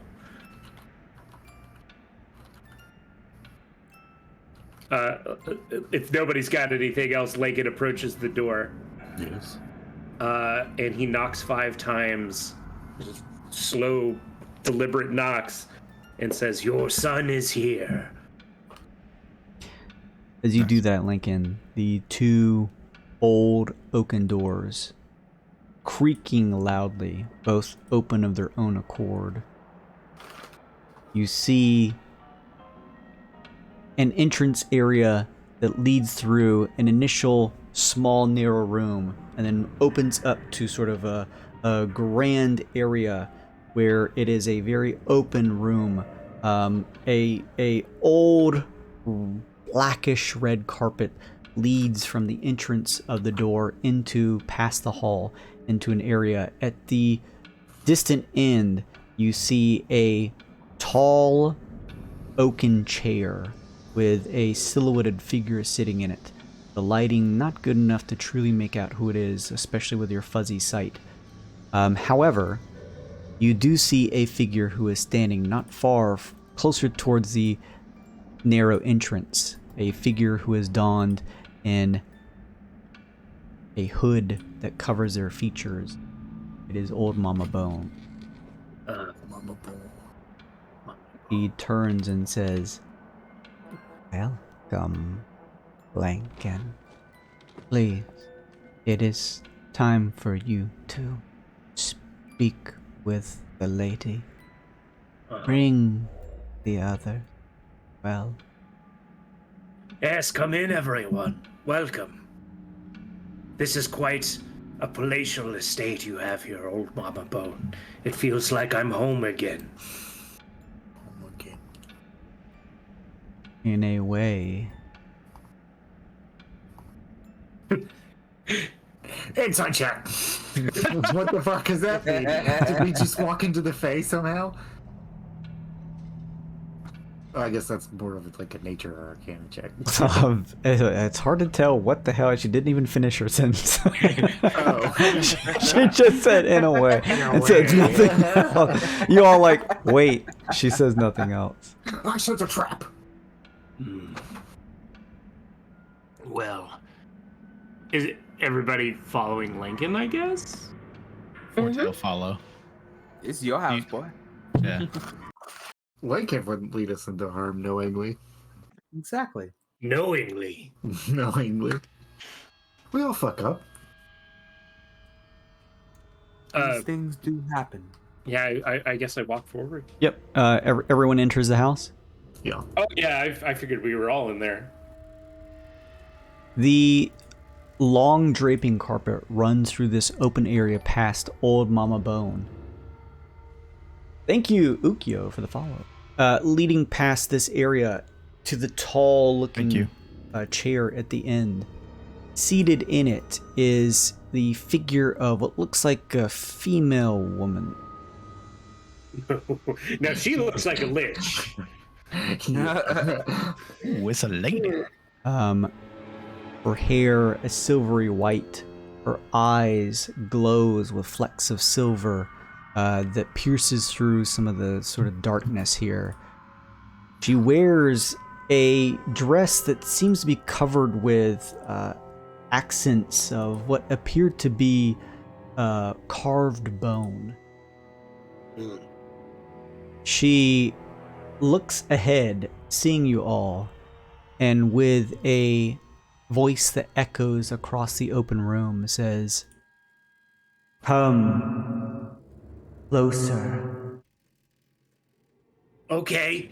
Lincoln does not hesitate and walks closer. Hello, lady. I am here to fix my vision and help out such an illustrious estate in whatever way that I can.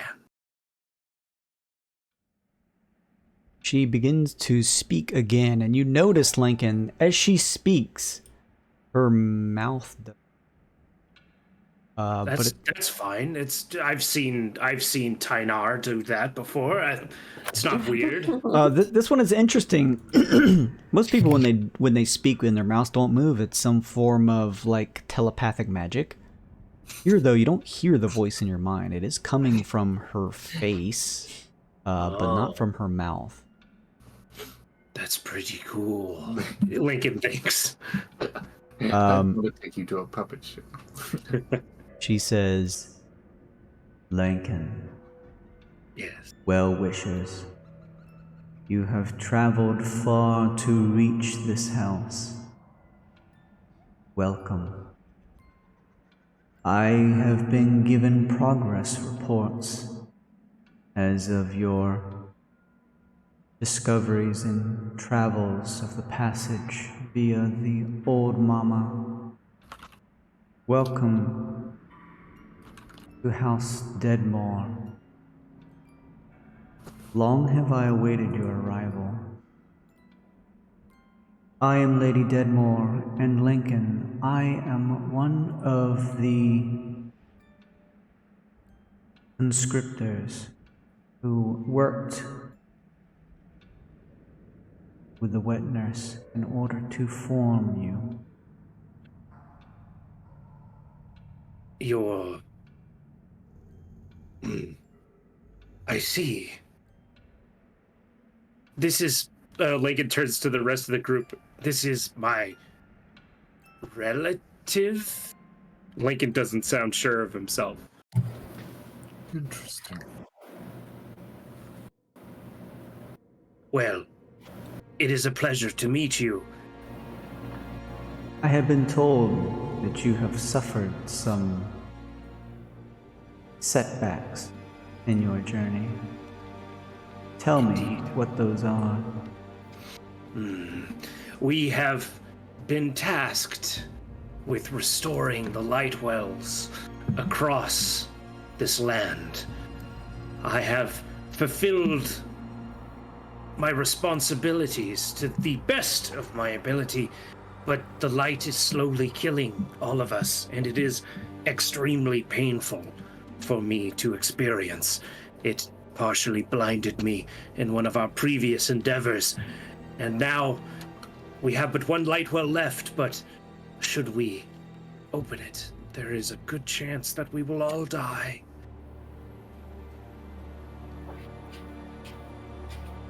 That is correct. Yes. We would like that not to happen, if possible. Mama, no.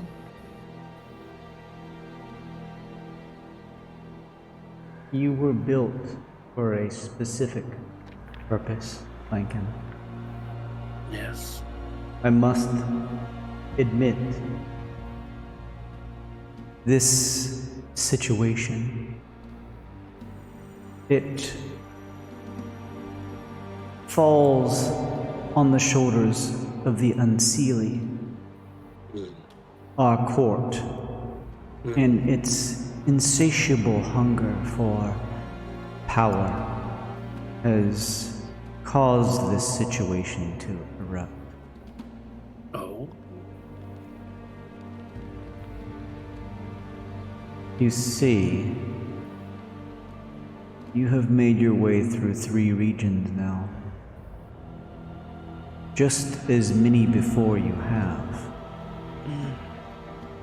Each of the radiant wells holding, bursting, overflowing, unrecognizable amounts of radiant energy. To those of us who are smarter about the situation, we realize its dangers.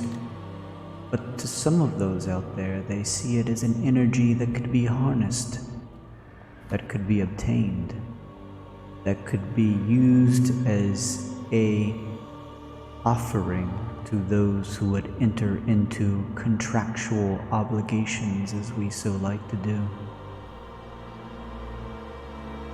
It was the unseelie court who sought to take advantage, to harness this life energy as a means of using it as a currency in order to fulfill their own goals, trading it to others who would seek to be healed from wounds or perhaps even increase their longevity.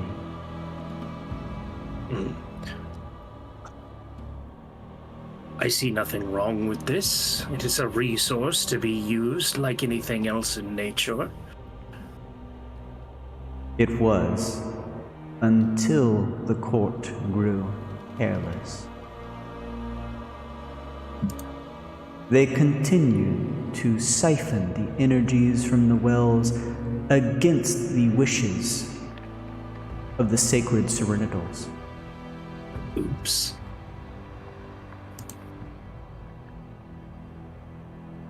It was eventually they who caused the issue and the reason for your making. What? I don't follow.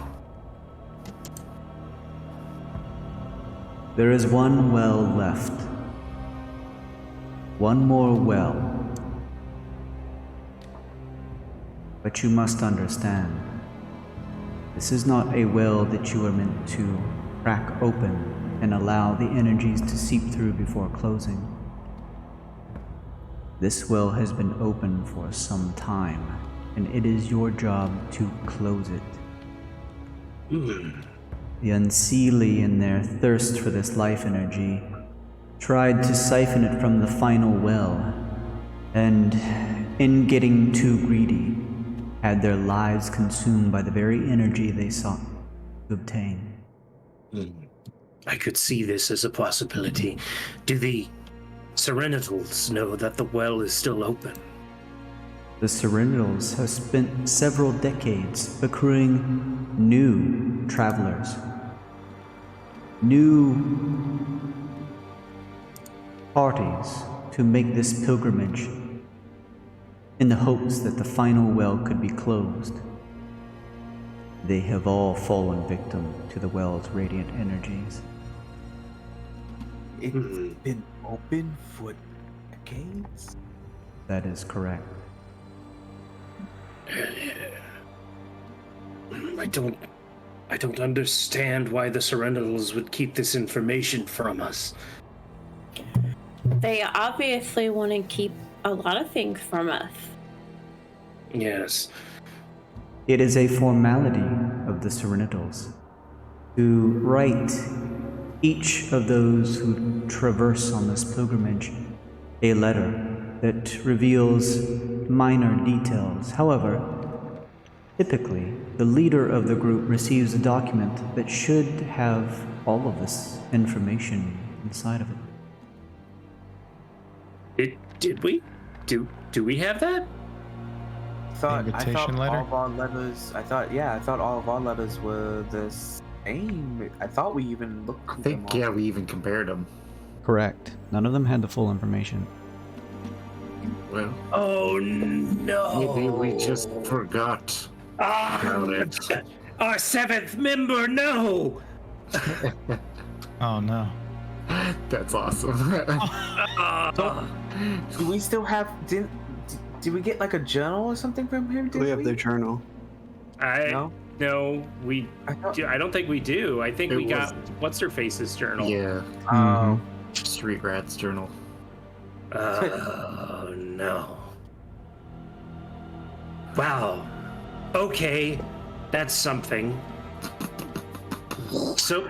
Your this is- creation, Lincoln, served as a compromise of the Unseelie Court recognizing our past transgressions, a peace offering, if you will, in order for you to traverse along with this group of more organic pilgrimage, to traverse and put an end, closing the final well.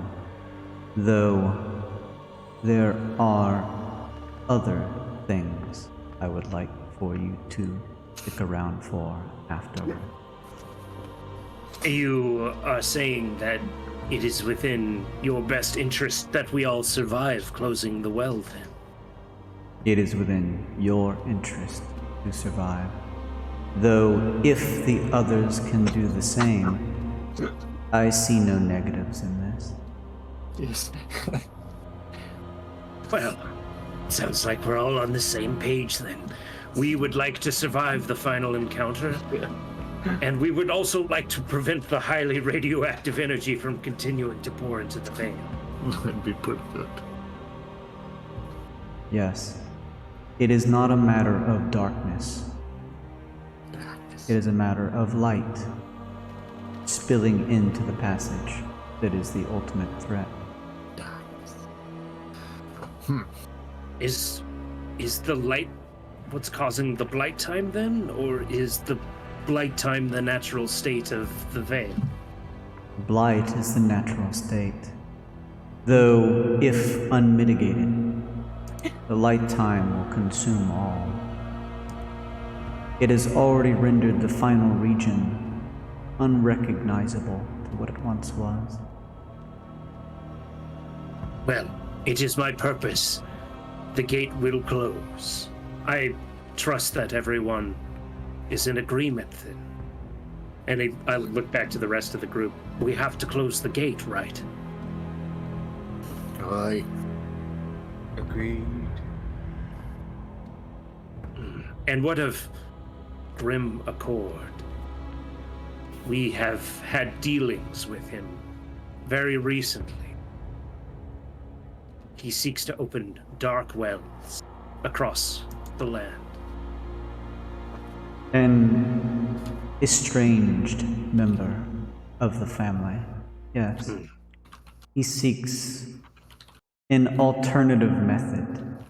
He does not approve of us working along with the Helper's Hand, and in turn, the Sacred Serenitals.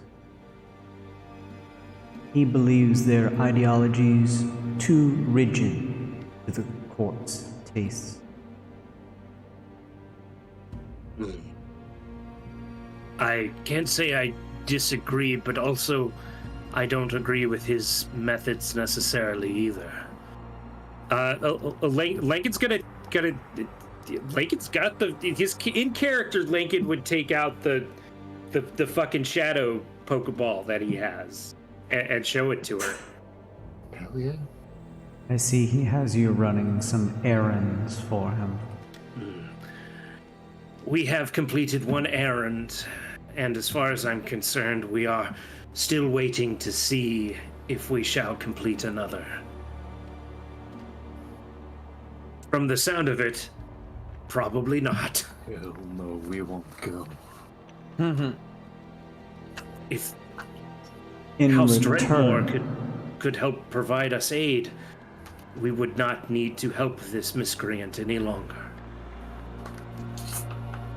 he is no longer affiliated with us. However, his determination in seeking an alternative outcome for the situation is admirable. I personally am under the belief that adding more wells to this already complex situation simply means more opportunities for them to be taken advantage of in the future. He did not see this the same way and broke off from us. I have some things I can offer you. However, I will tell you this, though I do not approve of his methods.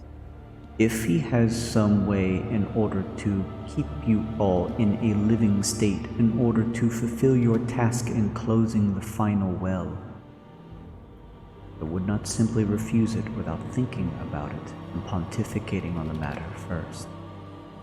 But I will leave you all to decide that ultimate outcome. I think the jury's still out on that one. We'll have to figure that out later.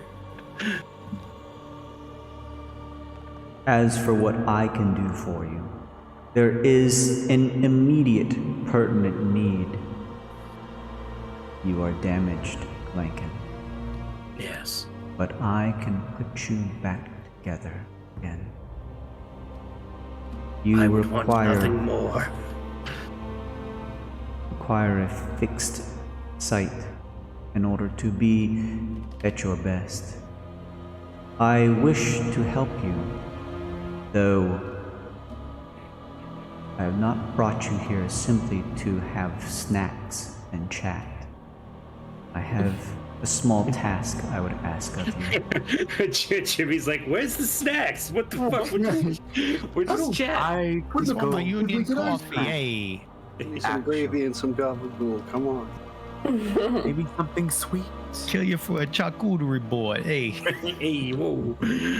Oh, but of course, I would not expect to have the gift of my sight restored for free. Very well. Old Mama Bone will lead you to an area of the house that you may be able to descend into the basement. It is a place of experimentation. Oh, good. However, my latest work has been less than cooperative after stitching the final pieces together. I require that in order to restore your sight, Lincoln, I would ask that you and the well-wishers show me your true power by heading into the basement and putting an end to this no longer desirable project of mine. But of course, when the project fails, sometimes the best thing to do is to scrap it and start over. I agree. Friends, you will help me in this endeavor for your good pal Lincoln, right? Yes. I suppose. If We've that, come this far, like, what else can we possibly do? Tyne just takes a long draw off his pipe. Tyne. Jimmy walks over and reaches a lanky, uncomfortably long arm and slaps it on your back, rattling your bones. Yeah, what are we killing? Come on. What are we putting down? It might be another me. A lesser me. An imperfect me. And we can take some of his bones and give them to you and make it a better you. Only with the lady's permission. Of course, Madam Mama Bone. Yes. How's that sound? We go kill another him and then make him better. That sound good to you, ma'am? That is in fact what I require. Once you have put the beast down, bring me its eye. Beast, you say? All right. Eyes, yes, good. You will also find that there are a number of extravagant and priceless items hidden down below. I ask this of you. Do not touch any of them. Good thing Aesop's not here. Yeah. Seriously. Well, I don't think we'll have any problem about that, will we, friends? I have no need He says yes.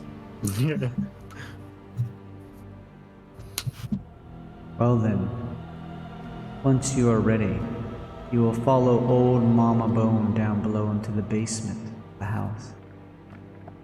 Quell the beast and bring me its eyes. It's great. All right, let's do it.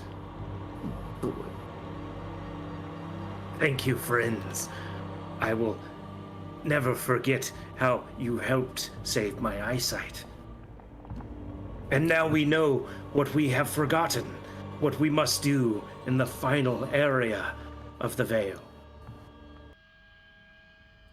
Old Mama Bone steps forward and says, "Please, if you would follow me." She begins to Of walk course. past the oaken chair. You notice past the oaken chair is what appears to be attached to the back it's almost like an extension of the dress that Lady Deadmore wears. It extends out, rising up, say 10 feet, and stretching further back an additional 7 or so. The rest of her, what appears to be long gown, seems to cover something else that occasionally shifts around underneath. Old Mama Bone leads you past this and over to a set of doors as she places a key inside and turns the lock and slowly opens it and says, "Have fun." We will, thank you.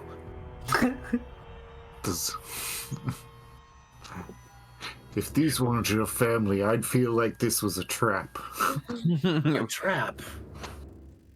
When have Fae ever tricked well-wishers coming into someone's home?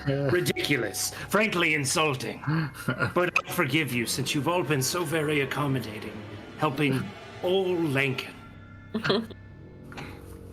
All right, everyone in, Lincoln says. All right, Lincoln, you head down You go below. first, Mr. Lincoln. Lincoln ushers everyone in at the door. Forte will go in first. Good. Forte is in first. What's the worst that could happen? Oh no!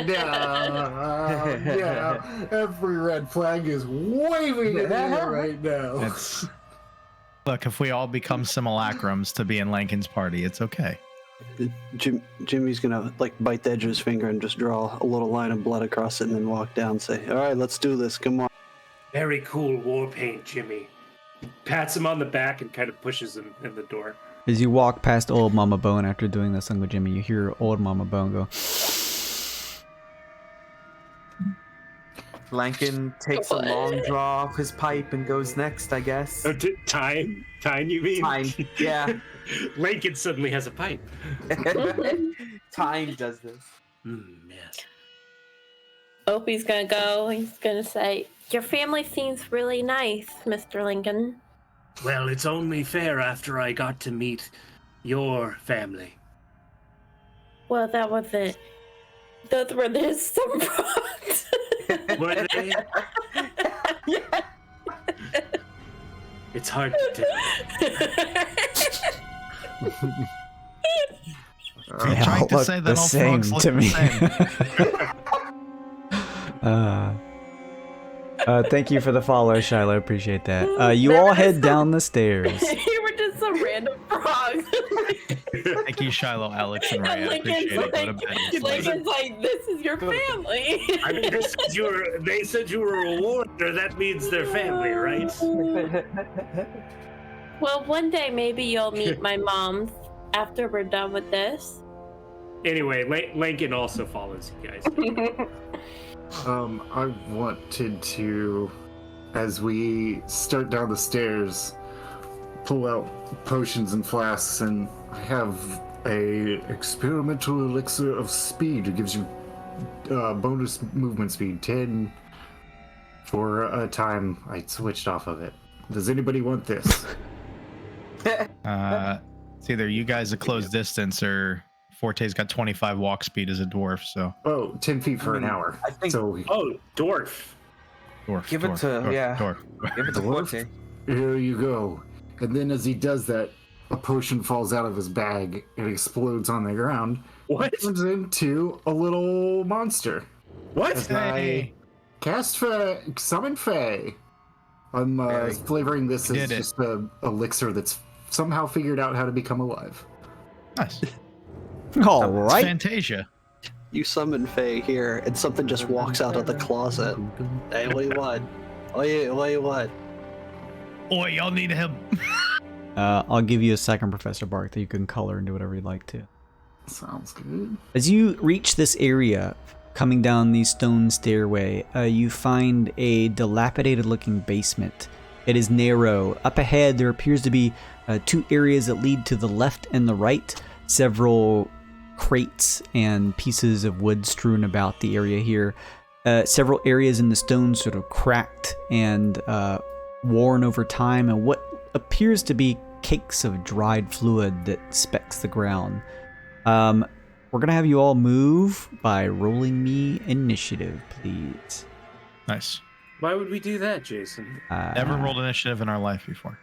Don't forget to highlight your Never know. token first. What's Before you roll. What's the Fae that gets summoned? It is just called a Fae Spirit. It's got its own little stat block. Aw. Is it a good Fae or a bad Fae? And fuming, mirthful, or tricksty, though. Oh, what? Oh So yeah. when you cast it, you choose a mood. Fuming, mirthful, or tricksy. Like, choose a vibe. no. Just like, what's his vibe? Choose a vibe. Oh, geez. What's the You know, the Yeah. best way to deal with accidental life is get it out of life of its own. Did that D3 go through? What was the third one? Tricksy. Darkness. It can make a 5-foot cube of darkness. Darkness, everybody. Just spread it. That's actually pretty good. Yeah. Like you could just cover to hide behind. You could slap Just it on a blind creature in something. melee and blind it. Yeah. Yeah. Oh, now I see. Okay. If it's I a did second, know this, but I didn't remember. it's a second you, does it just say Professor Bark, Professor Bark? It's like a mini you. No. Take the The Hydra little off of there. flubber that runs around. His name is Bite.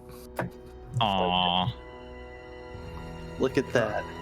A 4 on initiative. Feeling cute. Trying to sell bad I like used it. cars. Might delete later.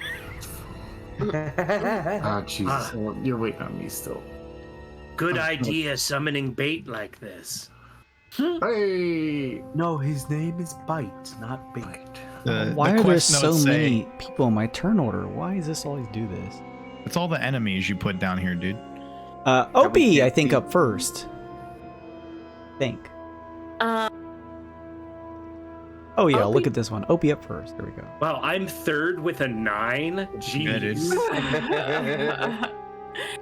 Opie doesn't really know like what we're doing, so We're here to kill a failed version of me There's something and deadly steal its down eyes, so I can see again. I guess we acceptable. keep moving forward. Think of it like where we rescued your little brother for your family from the tar pit. Mr. Lincoln, you know that wasn't my family, right? I have a different family. Onward.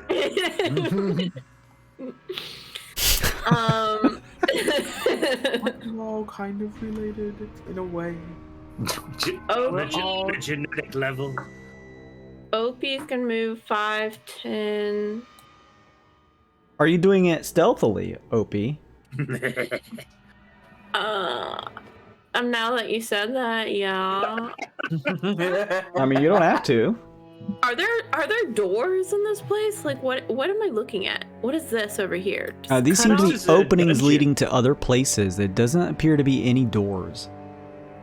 Okay.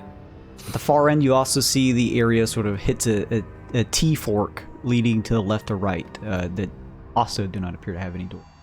Well, then I think Opie's gonna move up just enough so that he can like see over here. Okay. So, want me to move one more? Yeah. And I'll give you a stealth roll if you want one. That's a 9. All right.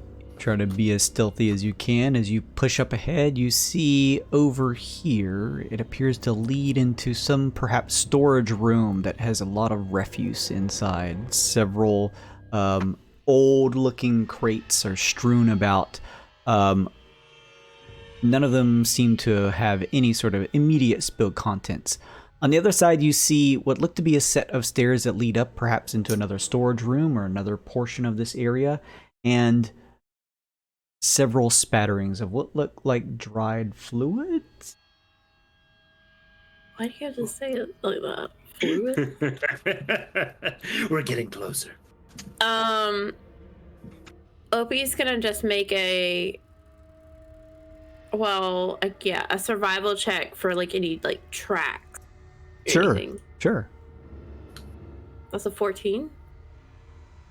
14, pretty good. With a 14, you don't see any tracks, but you see a trail of debris scattered around that seems to denote something that may have led off further down the hallway. Like down in front. Or like this way? up ahead. Yeah. Okay. Okay. Opie's gonna stay there because he doesn't want to take point. He's not really a point guy. Sure. So, yeah, that's it for Opie. All right, good stuff. Opie sort of takes note of the situation, seeing that there may be something up ahead, and then shifts to Forte. All right. Forte will march up front, pull his shield out, 5, 10, 15, 20. Wrong character. 25. 35. Forte, make a perception check. And are you trying to be stealthy is my other question. Yeah, it would be at disadvantage though. Clank, clank. Clank. Just sounds like jangling change. Perception is that button. That's persuasion. 5. You hear something in the distance. Perfect. Oh,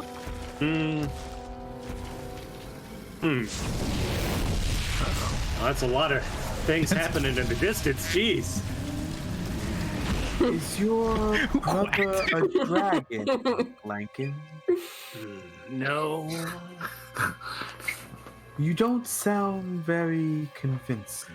I mean, I guess they could have been made from the bones of a dragon if they were available.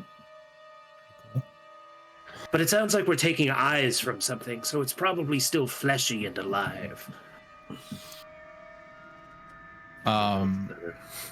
For the sake of keeping the party together, I'll hold here, but can I inspect the splattered whatever on the ground Sure. with a medicine check? Sure. Oh, look at that. Good boy card, first Love to off. see it. Good. Also, yeah, totally blood. It's Actually, some of it looks caked and has been here for weeks. Some of it more fresh, a couple days old. ugh. Forte will hold here with his shield out, just kind of creating it's a line of scrimmage, you'd call it. Good stuff. Forte does a couple bits of digging into what may be up ahead. Lincoln, you're up next. Okay, I'm going to move 5, 10, 15, 20, 25, 30. Do I see anything down this way? As you peer down this way, yeah, I should reveal that. As you peer down this way, you see an old favorite of the entire groups. At the end of this other walkway is what appears to be a stone well built into the ground that seems to drop down into darkness. Oh, good news, everyone. The fluid leads to a bottomless hole. Drainage pit. Oh, I'm moving stealthily. I guess I should Yeah, roll. let's get that stealth check then. 16. Okay. Should I check the well or should I move up to the front of the corridor? To the front of the corridor. Yeah. That's. Oh. Go ahead. That's 35, and then I'll continue moving stealthily. What the 5, fuck? 10. Yeah, Lincoln's scuttle mode. 15. Do I see anything more from where I'm at after moving 15? I would say you see some stuff going on in here. Let me actually try and reveal this with a polygonal reveal tool. Good luck. That's pretty fair considering this 100. roll 20.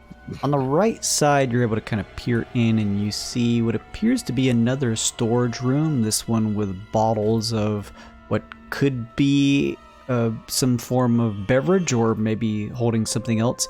Several old caked and cobweb covered barrels. And you also see several human-sized tall tubes, and inside is a pulsing, glowing red fluid.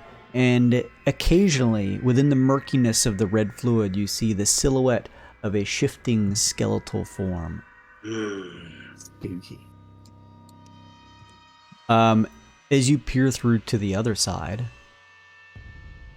I will show you what you see.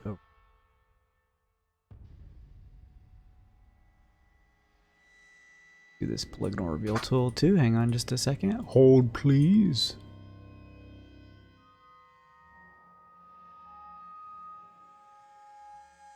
You see this on the other side. Oh, he's not just one dragon. Whoa.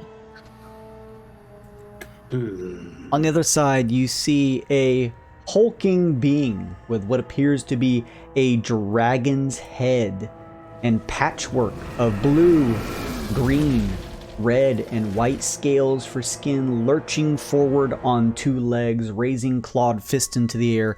It continues shifting around in this catacomb-like area, smashing into the nearby pillars and breaking any of the wood it comes across. It seems to be in a fit of rage.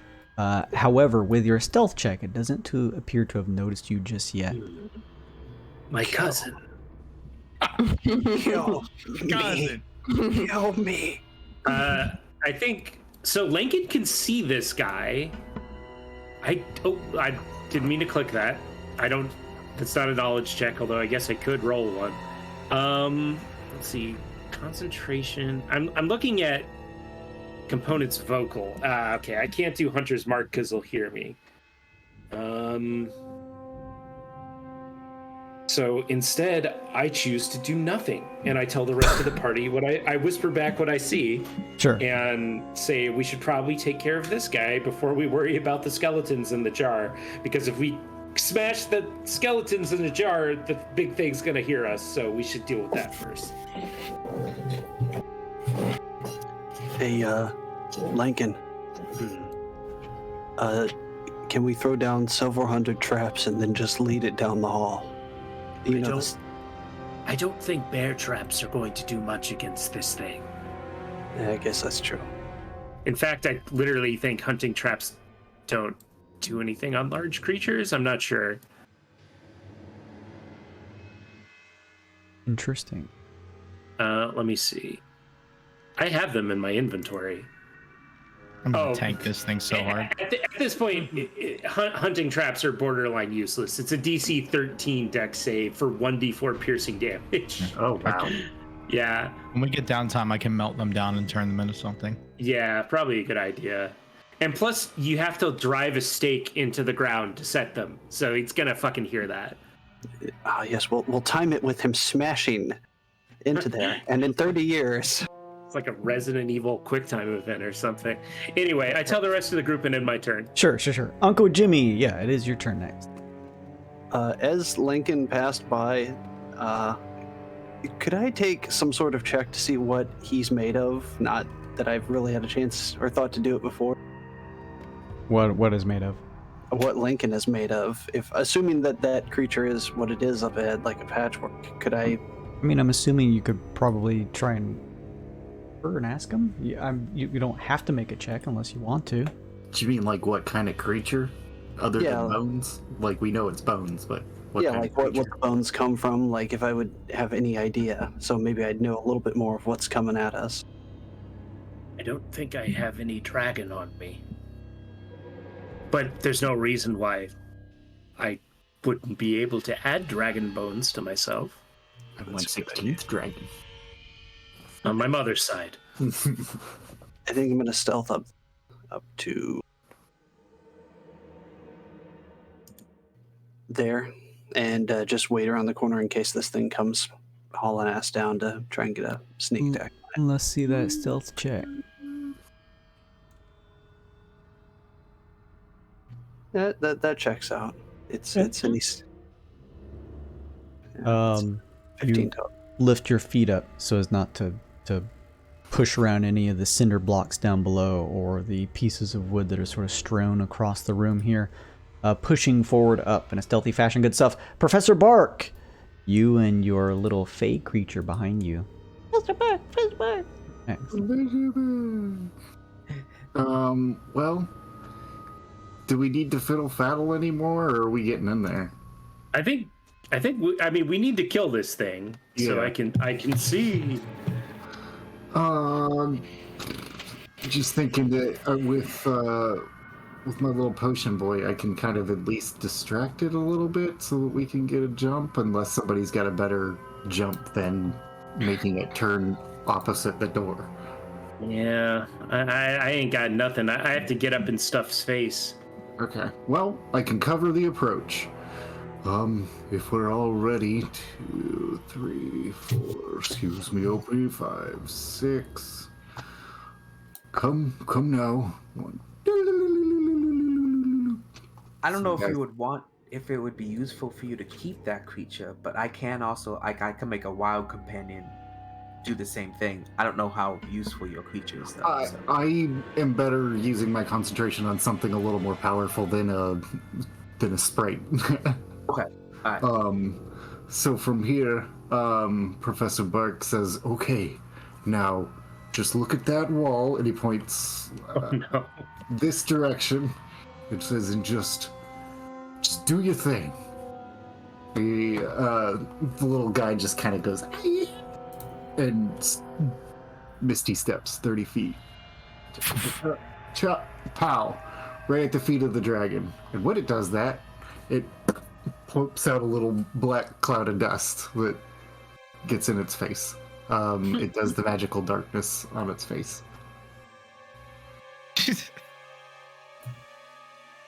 All right, magical darkness. Yeah. Is something I'm missing? No? Like, what is that thing? Blanket hair. Yeah, if you could draw that for me. Inside, the creature begins to shift around.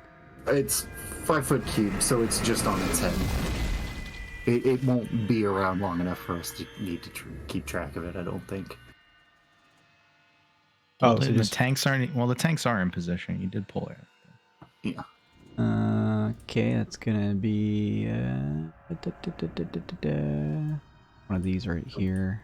For all intents and purposes, it's blind until it moves. Sure. Yeah, your little creature summons a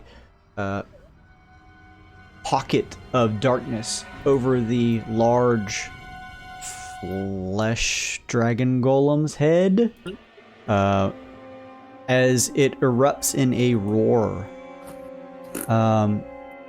As it does, hang on just a second here. We did it. Yeah. what is that from? No. Its little... I added a sound effect to your channel No, Are God. you serious? You did? just now. Yeah. I hate it. Why is it It's Taco Bell. No. Amanda.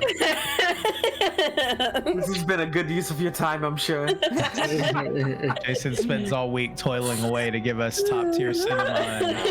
This is what it. And I'm busy putting fart sounds on Discord for us. We can all put sounds. Oh boy. What sound? Oh boy. Yeah. Remember last week we learned about this technology? It took me literally 2 seconds to It goes put it on over. there. It goes over into the stream because everybody hears what we do on Discord. Yeah, so be mindful of that, please. Well, now All right. they hear the Taco Bell.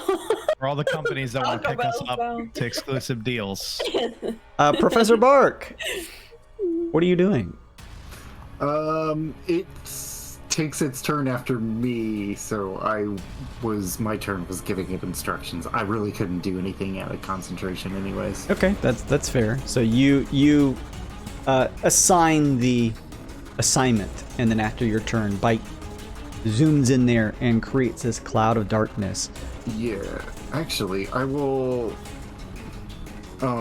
tap Opie on the shoulder and tell him, "Good luck, kid. Give him Long Strider, because that doesn't require concentration." You also have 10 feet of movement. All right, good stuff. In that case, let's see here.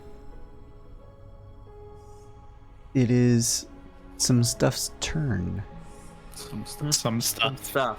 The tall glass Plural? cylinders against the wall begin to shift along the wall. No. Oh no. Oh, this is fine. You see the tubes actually shifting up about 20 feet in the air. Oh, Well, 10 feet from the base. So they're actually up yeah, just that they're 15 floating at all feet. Let's is just pretty do terrifying. They bang vacuum tubes? Pneumatic tube. Activate.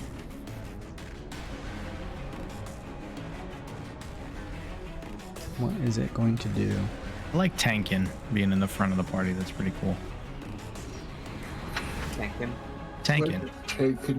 The tank. It is going to fire off a bolt of dark energy. Right at you, Lincoln. Oh God! Can it not? It could not. It doesn't have to. Good old tanking Lincoln. Tank it, Lincoln.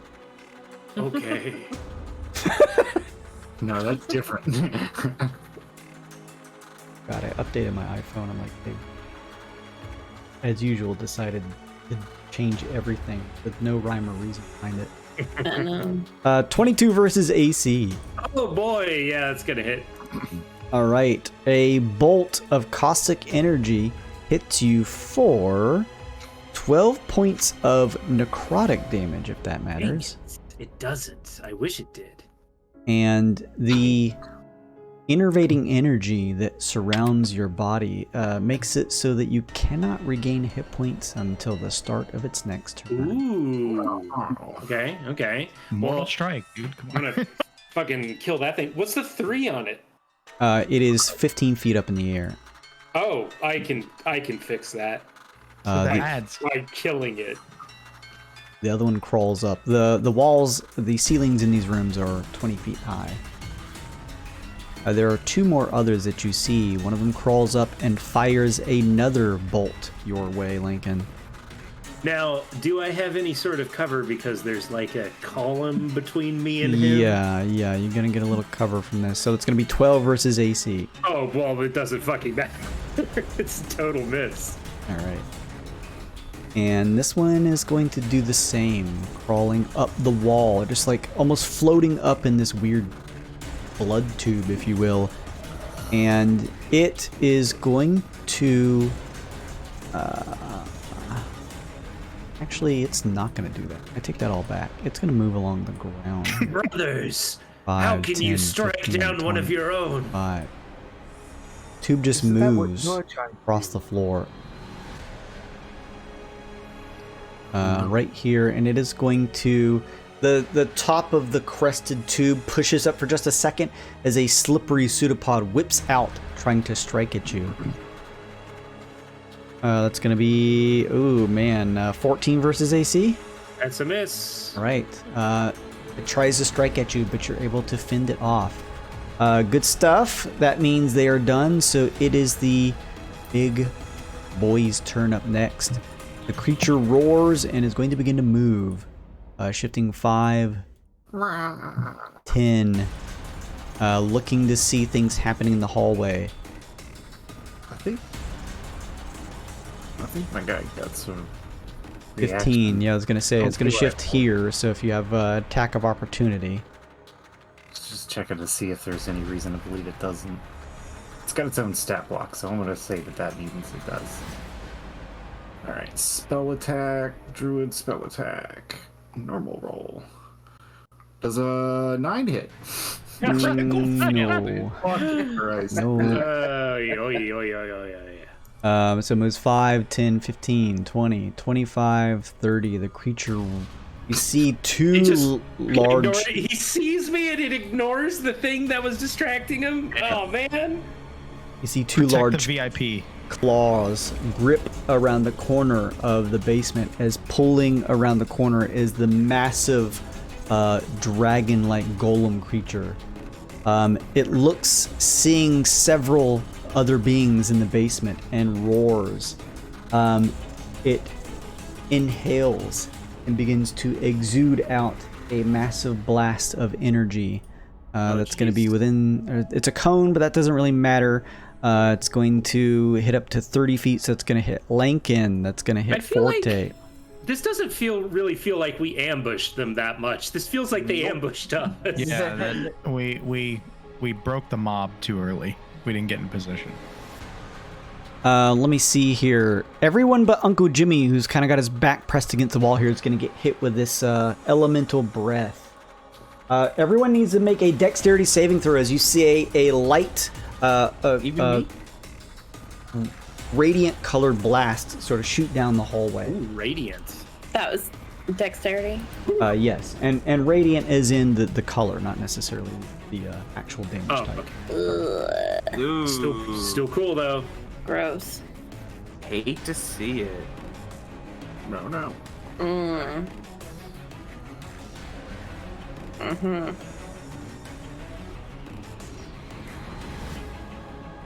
All right. And the party's done. I'm just gonna tell you up front. Actually, no. Let me go through. Here. Sorry. Forte 14. fails. Let's do the damage. Lincoln succeeded. Maybe. Surely. Man. Forte, this radiant blast hits you for 15 points of fire damage. Halved due to defense. Hell yeah. Take 8. And an additional 19 points of cold damage. Oh, cool. That's dope. Fire and ice. Tell you what. We got bad rolls on this Chromagus guy. All right, that was Forte. Lincoln saves. You take 10 points. This is a half damage. 10 points of fire damage. Mm-hmm. And that will be 9 points. That's it. Have 9 points of acid damage. Jeez, still 19 on a save. I'll absorb elements on the fire and take 14 altogether instead. Okay. Opie. And then go ahead. I've got Sorry. my sword catches on fire. Oh, sit. Yeah. This will actually matter because I can hit stuff that's probably not immune to fire. Nice. Opie, the blast shoots down the hallway. That's unfortunately a fail. You take 19 points of fire damage. And an additional 14 points of acid damage. Shooey! Ow. That's a lot of hurt. Yeah, this blast just erupts down the hallway like an explosion. Tyne, that is a fail, my bud. Oh yeah. 23 points of fire damage. God! Oh my God! I got barbecued. And- absorb elements. Okay. Yes. So 23 points fire. And 27 points of poison. Bitch. Shooey! Even with darkness, it just That's 39 all day. puked all over us.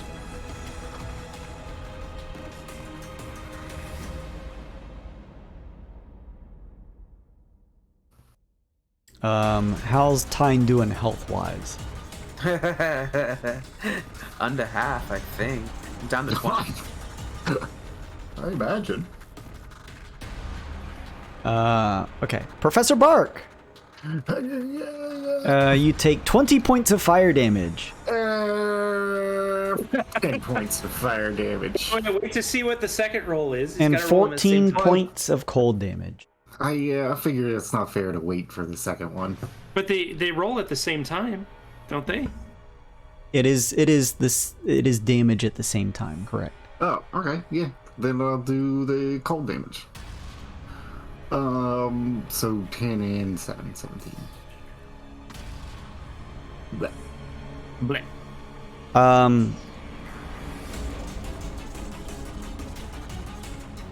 It is done, which means we roll back up to the top. Opie. It's me. It's me, Opie. Opie's gonna move. I always forget this. Can I shoot through friendly people? Yes. Just yell Okay. duck first and we move out of the way. Don't roll Okay. a 1. Wait, What's this? what? He's Yo, tall what? enough to aim over. Duck. Oh God. By the way, when it pressed over here, it just literally just like shoulder checked this column and that just exploded into rubble. Nice. Well, that answers one of my questions about it. Well, Opie's gonna duck around this corner to hopefully have Yeah, cover. that'll give you some cover, yeah. Partial cover. What do I want to do? Actually, we should probably deal with these skeleton guys first, because preventing healing is going to be a pretty... Lincoln's like, clever girl. These, I got something for these skeletons on my turn. Oh, they're hell like, yeah. they're like moving around and stuff, right? These skeletons. Yeah, they got up in my grill. Skeleton. Also, Discordian, that only lasts until the end of the session, so I appreciate you doing that, but hold on to that and remind me at the beginning of next session so we can give it to someone for an entire session. I don't want you to waste it on the last 6 minutes. Opie's gonna bonus action ensnaring strike, and he's just gonna try to hit this nearest skeleton guy. Sure. All checks are free. Why do I have to make a knowledge check? You don't have to. I'm just saying, if you wanted to know what you're fighting, you can make Why are those you being checks. such a tyrant, Jason? You can just So oppressive. you can just try to sling whatever at it if you want. It's just a skeleton. Yeah, it sure is. And a vat of blood. That's a 29 and a 26. I assume they both hit. You would assume that, and you'd be right. And I would be right. Alright, so that's 10 piercing for both. So that's 20 piercing. And he has to make a DC 13 strength save. Does that include your bracers? It should have. Yeah, +7, I think is. Plus 7. Yeah. Yeah. Oh, true. Yeah. Makes it. Oh. Sorry. No. Brutal. Well, still takes 20 piercing. Oh, and my swarm. My swarm? Actually, do you think it'd be useful for my swarm to try to push him back out of your face? No. Oh, okay. They Well, don't clump up. It could push him around the corner at least. Then it just moves on his turn. Yeah, that's true. Oh, right, yeah. That's We've good. got him. We've got If you him don't choke want to move pointed. up, it won't. Well, my swarm's just gonna attack them for an extra 4. Okay. And that's it. All right, good stuff, Opie, as you fire off a shot that pierces through the glass into the vat creature, and your swarms deal a little bit more damage. Good stuff there. Oh, yeah. Tyne, you're up. We'll do you next time. I didn't have a You turn. handed little brother a Mad Cat's controller Sorry, and bud. everything. Like, Amanda was talking, and I'm like, wait a second. We'll say you Okay. go next. No. This should be pretty fast. 1, 5, 10, 15, 20, 25, 30 to get out of, hopefully Yeah. a bit out of range. I am going to use my bonus action first to cast my... gotta find on my sheet. Spirit Totem. Unicorn, of course. Wanna just place it right here. Mm-hmm. Then, so Lincoln, I cannot heal Lincoln, correct? I am unhealable right now.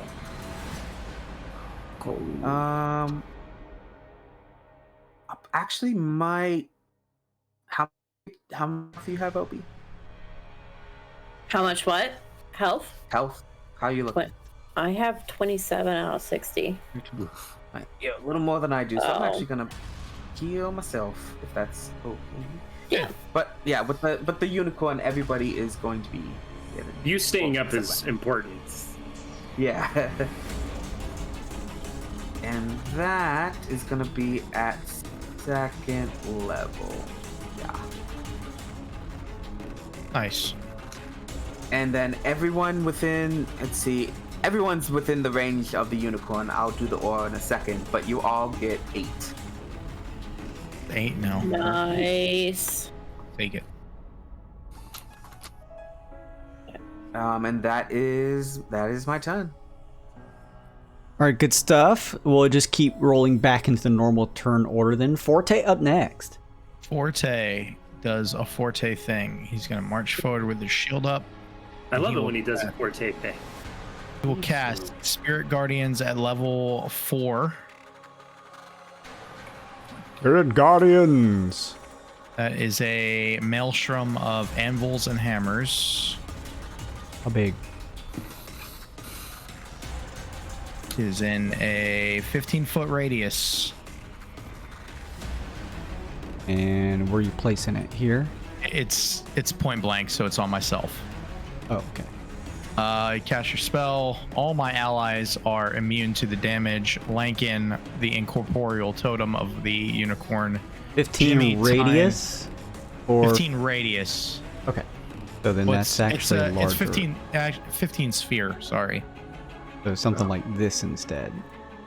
Yeah. It's like all encompassing. Yeah. 15-foot sphere is 3 by 3. Yeah, it's gonna hit the guys that are flying above. Excellent. Is why I'm doing it. Excellent. I have become a tornado of light. So this? 15 5, foot 10. diameter, 15-foot sphere or 15-foot radius. It says sphere in the. So it'd be 15 feet across, which is 3 squares across. And then that should be 5, 10, 15. That should be that there. So effective creatures are the ones that are hostile, have their movement speed reduced by 10, and they have to make DC 14 Wisdom saving throws. Take 48 radiant. Is that now? When they start their turn. Okay. As a bonus action, I summon my anvil for spirit weapon. I just need to have these on every fucking map. Sorry, dude. I should have text you. No, You that's say fine. this every time. It's what my guy's set up to do. He summons. Oh yeah. He summons a whole bunch of radiant This, garbage. this is the summon group, yeah. Yeah. I should pick up summon animal. No. And he's. I was gonna do waiting for that- Opie to be like, I'm finishing my bread and I throw crumbs on the ground. I thought about it, but then I was like, Oh, you what are my little frogs gonna do in this? You never know. And kids. Actually, I want to try and pop the one on the ceiling first, because the big guy's gonna take a minute to take down. I need to get rid of these mortal strike guys. Sure. So the one that's on the ceiling, the hammer's gonna pop up next to him and try and slam into him. I'm burning both 4th level slots on one turn, so this is gonna be a 2d8 plus 3 if it hits. That's an 11. I love how these are mortal strike guys. 11 misses. All right, so it does nothing. Tries to strike the tank, but the glass relatively thick and it isn't able to pierce through. Oh, Right. Does anyone know Shatter? I forgot that they're in glass. No, I don't have access to Shatter. Damn! If only we knew. I wouldn't have had it anyway because I didn't change it on rest. So. Nope, no Shatter on me. I think that's a right. wizard and sorcerer spell. That is my turn. Pass the Lincoln. Thank you. All right, good stuff. That means yes. Lincoln up next. I'm gonna stab this thing. I'm gonna use favored foe probably because I don't think I'm gonna keep concentration on Hunter's Mark for very long. Right. Well, we're gonna finish this this round out, and then we'll call it. Cool. Let me think about this. Is he okay? Question. This guy, he is presumably he's 15. He said he's 15 feet tall. The big boy? Yeah. No, he's only 10 feet tall. Sorry. Okay. And the ceiling is how tall? The ceiling's 20 foot. It's the blood vial skeleton that is the one who's 15 feet attached to the wall. Okay. That's what the arrow with the three spaces up is. Yeah, I was trying to figure out if I could scuttle around without incurring attacks of opportunity, but I don't think I he's large, so he only reaches up to 10 feet. Yeah, but that's still bad because if I crawl up the wall, I will leave a space that he's adjacent to, which means he can hit me, and I don't want that. So I'm just gonna stab this guy. Actually, sorry, this is a big turn. It's an important turn. Yeah. I'm I have something for this exact scenario. I cast Zephyr Strike on myself. Okay.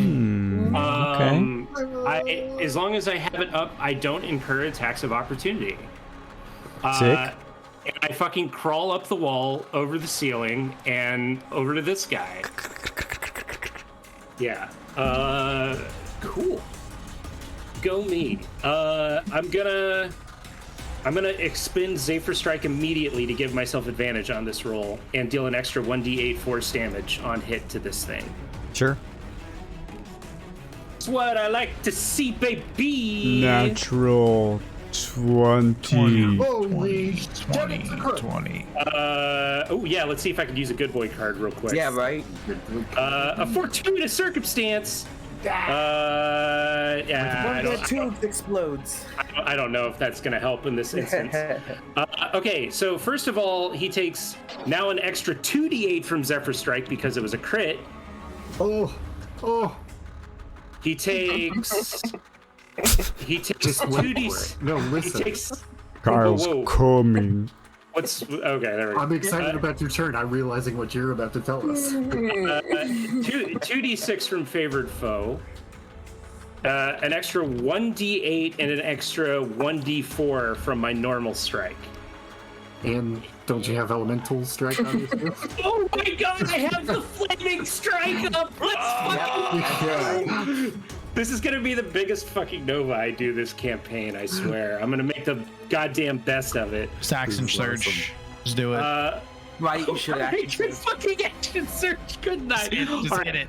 Alright, hold up. 17, 22, 33, 35, 39, 49 damage with my first strike on this motherfucker. Is that elemental in any way? Damage Oh type? god, it is. There's 6 psychic, there's 11 force. Okay. There's 16 force, and there's 9 fire. So it's just a whole slew of shit. And then the rest of it's magical piercing. All right, Lincoln, you literally just thrust your arm forward and just burst through the glass as you just stab right into the form of the vat creature itself. That was the one that was hexing you, right? Yeah. Excellent. Hex. All right. So that was my first attack. Attack 2, I'm going to use my advantage on it. Help us, dear lords. Advantage. I mean, that's pretty good. It's like a summon. 22 to hit. Unfortunately, it's just an extra 15. Only an extra 15. Only. Just extra. All right. 60 damage in a turn, dude. Blood Action surge. pours from the tube as half of the skeletal creature nearly topples out of it. Underneath you, Lincoln, you see the large dragon-like golem screech as it begins to almost like scrape at the blood, trying to almost like pull it towards it. Oh, weird. Oh, yeah, we gotta break these things. Maybe he's trying to eat them. Maybe that's bad also. Buffing it, making it stronger. I mean, It's a Final Fantasy right now. I mean, since this is, he's still alive, this motherfucker. Oh yeah. Oh no. No, it's Action surge. Looks severely damaged, but still kicking. Surge. I need to fucking kill this thing. the tank is filled with blood, so it's just spewing it. Oh my goodness! Go! What the fuck? Let's fucking go! Another 20. Where's that all fart the sound sound? emojis. Additional All the 15 sound. damage. Nerf this. God. No. Lincoln, what does it look like when you take this thing out? I mean, the Lincoln does fucking just crawls on the ceiling and like leaps on the thing and furiously just stabs it like 15 times in anger. And then I guess it falls to the ground because we're on the ceiling doing this. Yeah, Forte, as Discordian points out, you feel like you're at the rave scene from Blade as blood just sort of pelts the area here, and the entire glass structure slips off the wall and cracks down on the ground. It's the sprinklers just raining blood everywhere. All right, good stuff, Lincoln. Anything else? Yeah, I'll move down 5 feet and use my last attack on this guy. Holy shit. Blood is pumping. I was gonna fucking shit my pants if it was another crit. That's still gonna be 13 damage though, because he takes the psychic because I haven't hit him this turn. Okay. So I am currently also 3 feet in the, or 3 squares in the air. So yeah, there we go. Yeah, this thing's falling down, so take that off of that one. Good stuff. A proper turn, if there ever was one. Pretty good. Good stuff. That means Uncle Jimmy up next. Oh, that's pretty simple. That's a point and click at the other one. The other one in the tube over there. The one next to Forte? Yep. Okay. I'm going to 5 feet of movement to jump out, shoot it, and then after I shoot it, I'm going to go back in. Roll 20, come on. No. It's checking your credit card information to see if you swiped. Right. Sorry, your card was declined. My card clearly was not declined this session. No. You got double charge this month, but I was gonna say, those are the check your rewards account, for it. bud. 18 versus AC hits.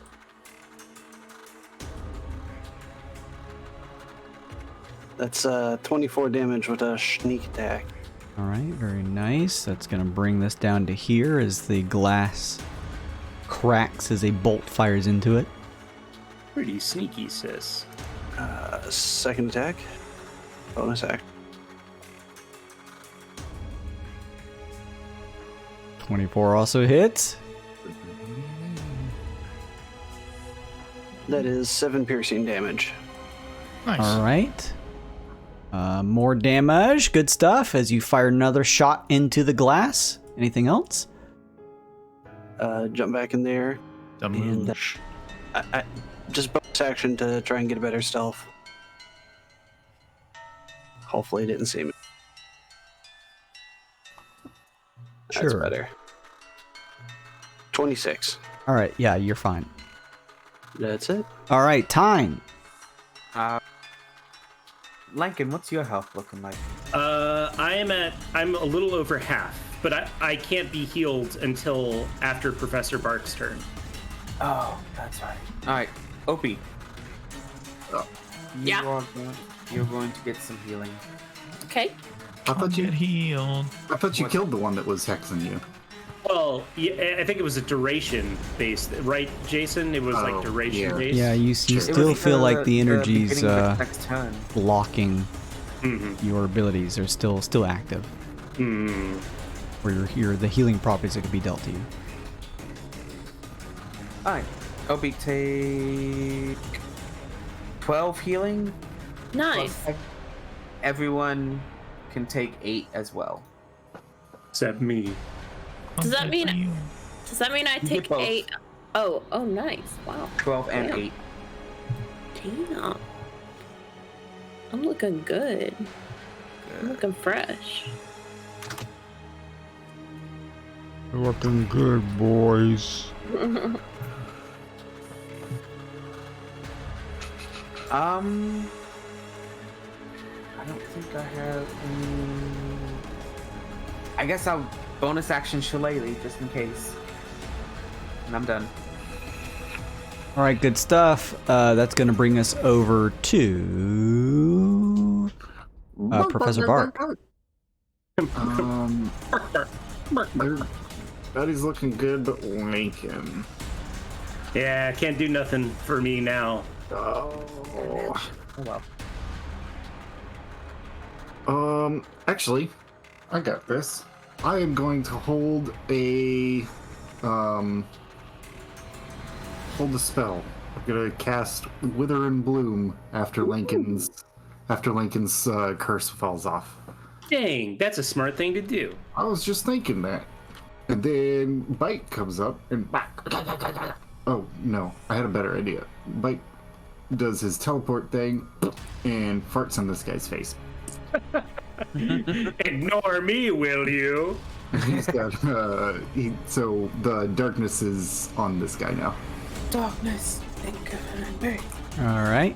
All that I see, absolute nightmare. Is that also on Forte? No, it's 1 square. Oh, okay. 5 by 5. I don't think that's bonus action. Okay, excellent. So then also he makes sword strikes against them. Faye makes a number of sword strikes equal to half the spell rounded down. 1 strike. Wow. Does a 22 hit? That hits. Sweet. Oh, actually, it's blind, so I can do it at advantage, right? Is that blind? Magical blind? Darkness? Sure it's blinded, but does that also give you disadvantage to hit? Since it's in a Yeah. cloud of darkness? It's a 5 foot cube. D&D vision rules, baby. Oh, wait, yeah. That's cloud all over again. Fucking thing. Yeah, okay, so... This game. Yeah, it's stupid. 1 target hit plus the spell's piercing damage plus force. Oh, nice. So it gets both of these. So it takes 7 piercing damage and also 3 force damage. Okay, okay. As I don't know how a little potion does that. It's a little It shoots flubber, its dude. cork, I guess. Like it's sharpened cork. Yeah, bro. Yeah. It like flash freezes, like it, or like metallicizes into a spike or something. I didn't do that. Yeah. Yeah. Liquid nitrogen. All right, good stuff. Anything else, Professor Bark? That'll be it. The creatures in the tube's turn. All right, please make a DC Wisdom 14 before you do anything. And then also mine goes off. Yeah, give me that wither and bloom, baby. Daddy wants wither Actually, and I bloom. was holding priority, so I should do a save. This one in the darkness saves. Big boy fails. Okay, so Technically, a trigger has to go on the stack for you to be able to pass priority. the save is 7 radiant. The fail is 14 radiant. Okay, okay. Doing this here. It's gonna put this thing here. All right. Wither and Bloom goes off. Then wither and bloom. It's a DC 15 Constitution Wow. save for everything in a 15-foot radius around this guy. Reverse this time. Big boy makes it the thing in the darkness fails. It takes 2 necrotic damage. Look, I appreciate Fail the save, appreciate and the then- healing, though. And then 1 on the Big Boogan for save. Okay. I did. 3 points damage. You can. Does it show on there what you can do? It's a heal a hit dice, right? Yeah, Okay, cool. Is this level 2 wither and bloom or level 3? level 2. Yeah. Okay, cool. I gained 7 hit points. Thank you. I wanted to test the waters to see if this was even worth using on them first. I mean, it's worth it for the heal, I think. Yeah. Nice, nice. Anything else? That was yeah. Oh, that's the trigger. Okay, yeah. The triggers go off. Good stuff. And then their turn. This one who's in the fray is going to go first. It begins to crawl up the wall outside of the darkness, up 10 feet. Hit it, Forte, with your strength. Well, can he hit it? Because it's still within his threat range. I have Warcaster, so I could cantrip hit it with a Sacred Flame if Yeah, it's but out of not melee range. It's not if yeah. it's still in your range. So it's putting itself one space above Forte, so it's still within melee range, but within range of Lincoln, who's only one more space above it, adjacent to it. Hello, brother. Are you ready to talk reason? The top copper top pushes off, and the gelatinous skeletal mass pushes out, trying to grip around you. I need you, Lincoln, to please make a Constitution saving throw. Don't do it. Fuck. Does fortuitous circumstance give me anything here? Hold on. Any manner of lucky happenstance that helps me on my adventure. Can I get advantage on this, maybe? I'll give you a +2 to the roll. I'll take it. Okay. Delete this shit. Boon's boon. Please, gods, help us. I don't think it's gonna matter, but that's 10 altogether. The mass grips your bony arms, Lincoln, and pulls itself towards you as your body is engulfed in the vial. It pulls itself on your square. Oh, gross. Blech. We are becoming one, like a family again. Consume me. This one's gonna move 5, 10. Is this when they first enter this thing, Forte? On their turn. It's yeah, it's gonna enter the square or enter the effect. The effect says 15. enters the area for the first time on a turn or starts its turn there. It has to make a DC 14 wisdom save. All right, it's gonna make the save. Makes it okay. What's the damage? So it's gonna take 5 radiant. Okay. It's gonna take 5 radiant as it crawls across the walls, but then begins to lower itself as it gets closer to you, Forte, putting itself within 10 feet up, just enough to try to push its top open and try to wrap around your body. I need a Constitution saving throw, please. At advantage. Don't like it. 23. All right, you are fine as you throw the gelatinous arms of the creature off of you as the blood gel spills back into the top. That is their turns. It is the creature's turn next, who is going to look down towards you, Forte, and try to do some nasty stuff. He doesn't have to. Nasty with him. Like, how nasty, how nasty. Real nasty. It's, Amanda. it makes contact with your eyes, Forte, as there is a brilliant terror within them. I need you to make a wisdom saving. You got this. It's dying. Okay. You got this. Say 15. My last +1. All right. There is something terribly frightening about this, as you have become frightened of the creature. No! It's terrible. Let me just check here. Hang on a second. Look at how frightened works in this game. I know, I gotta look it up I gotta right now. run from it, I think. Disadvantage on ability checks and attack rolls while the source of its fear is within line of sight, and it can't willingly move closer. So the creature itself doesn't have an advantage to try to do anything. But it's sure gonna try to get you. It brings a rending claw of an amalgam hand your way as it tries to strike you with its claws. 25 versus AC. Yikes. Yeah. It cuts into you past your armor for 12 points of slashing damage. Big oof. Con save for concentration is on 12 damage. What? It's 10. It's DC 10. Yeah, minimum Saves. saves. Yeah, you're fine. Also, it technically needed to make the save on the beginning of its turn being in this area, right? Yeah, I thought you did that, but No, I did it for the one moving into the square. It passes, but it's still going to take some residual damage, I think. And then after this, we'll wrap up. I know we're late. half of 29.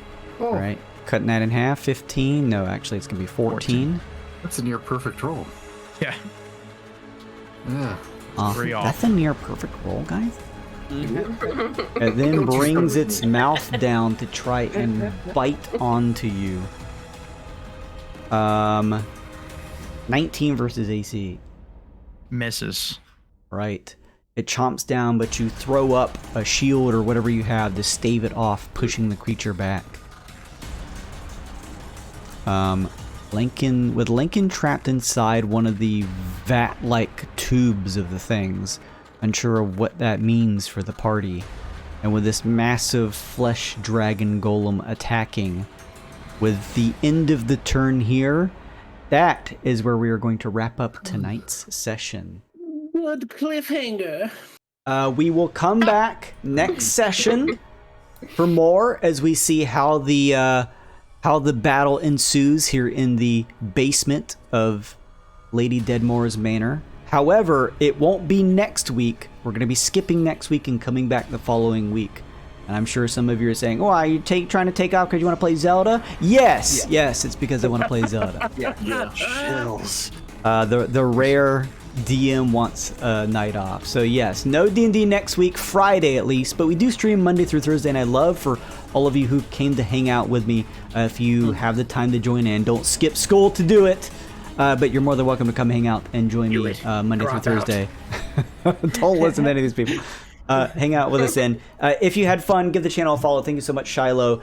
Thank you, iHearts, and thank you, Uki, for the follows. That was very kind of you. Thank you, Alex, Rhea, and Shiloh. Please go to bed. It is very late. Do not spend time on Twitch. That's wild. Careful where you go on Twitch. Please do your homework. Do drugs. Do your homework. Yeah. Someone play the fart noise. Thank you, Discordia, for joining us. We're out for tonight. Let me see how many people. Yeah, we could do. I'm gonna play our outro, but I'm also going to give another D&D channel a raid really quickly. So while I hunt that down, I'm gonna play the outro. Make sure, and if you haven't already, check out the links. If you want to come play in a D&D game with me, which I saw some of you in chat, I don't know who it was talking about, you can go check out my Start Playing game, and go hang out in our Discord if you want to come chill out. Other than that, thank you all for hanging out with us. I hope you have a fantastic weekend. Drink plenty of water, stretch your legs, and get plenty of rest. And that's it for us. Goodbye, everybody! Goodbye.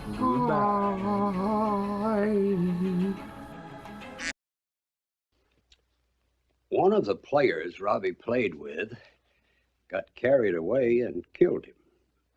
Well, that's kind of far out. Mazes and Monsters is a far-out game. Swords, poison, spells, battles, maiming, killing. Hey, it's all imagination. Is it?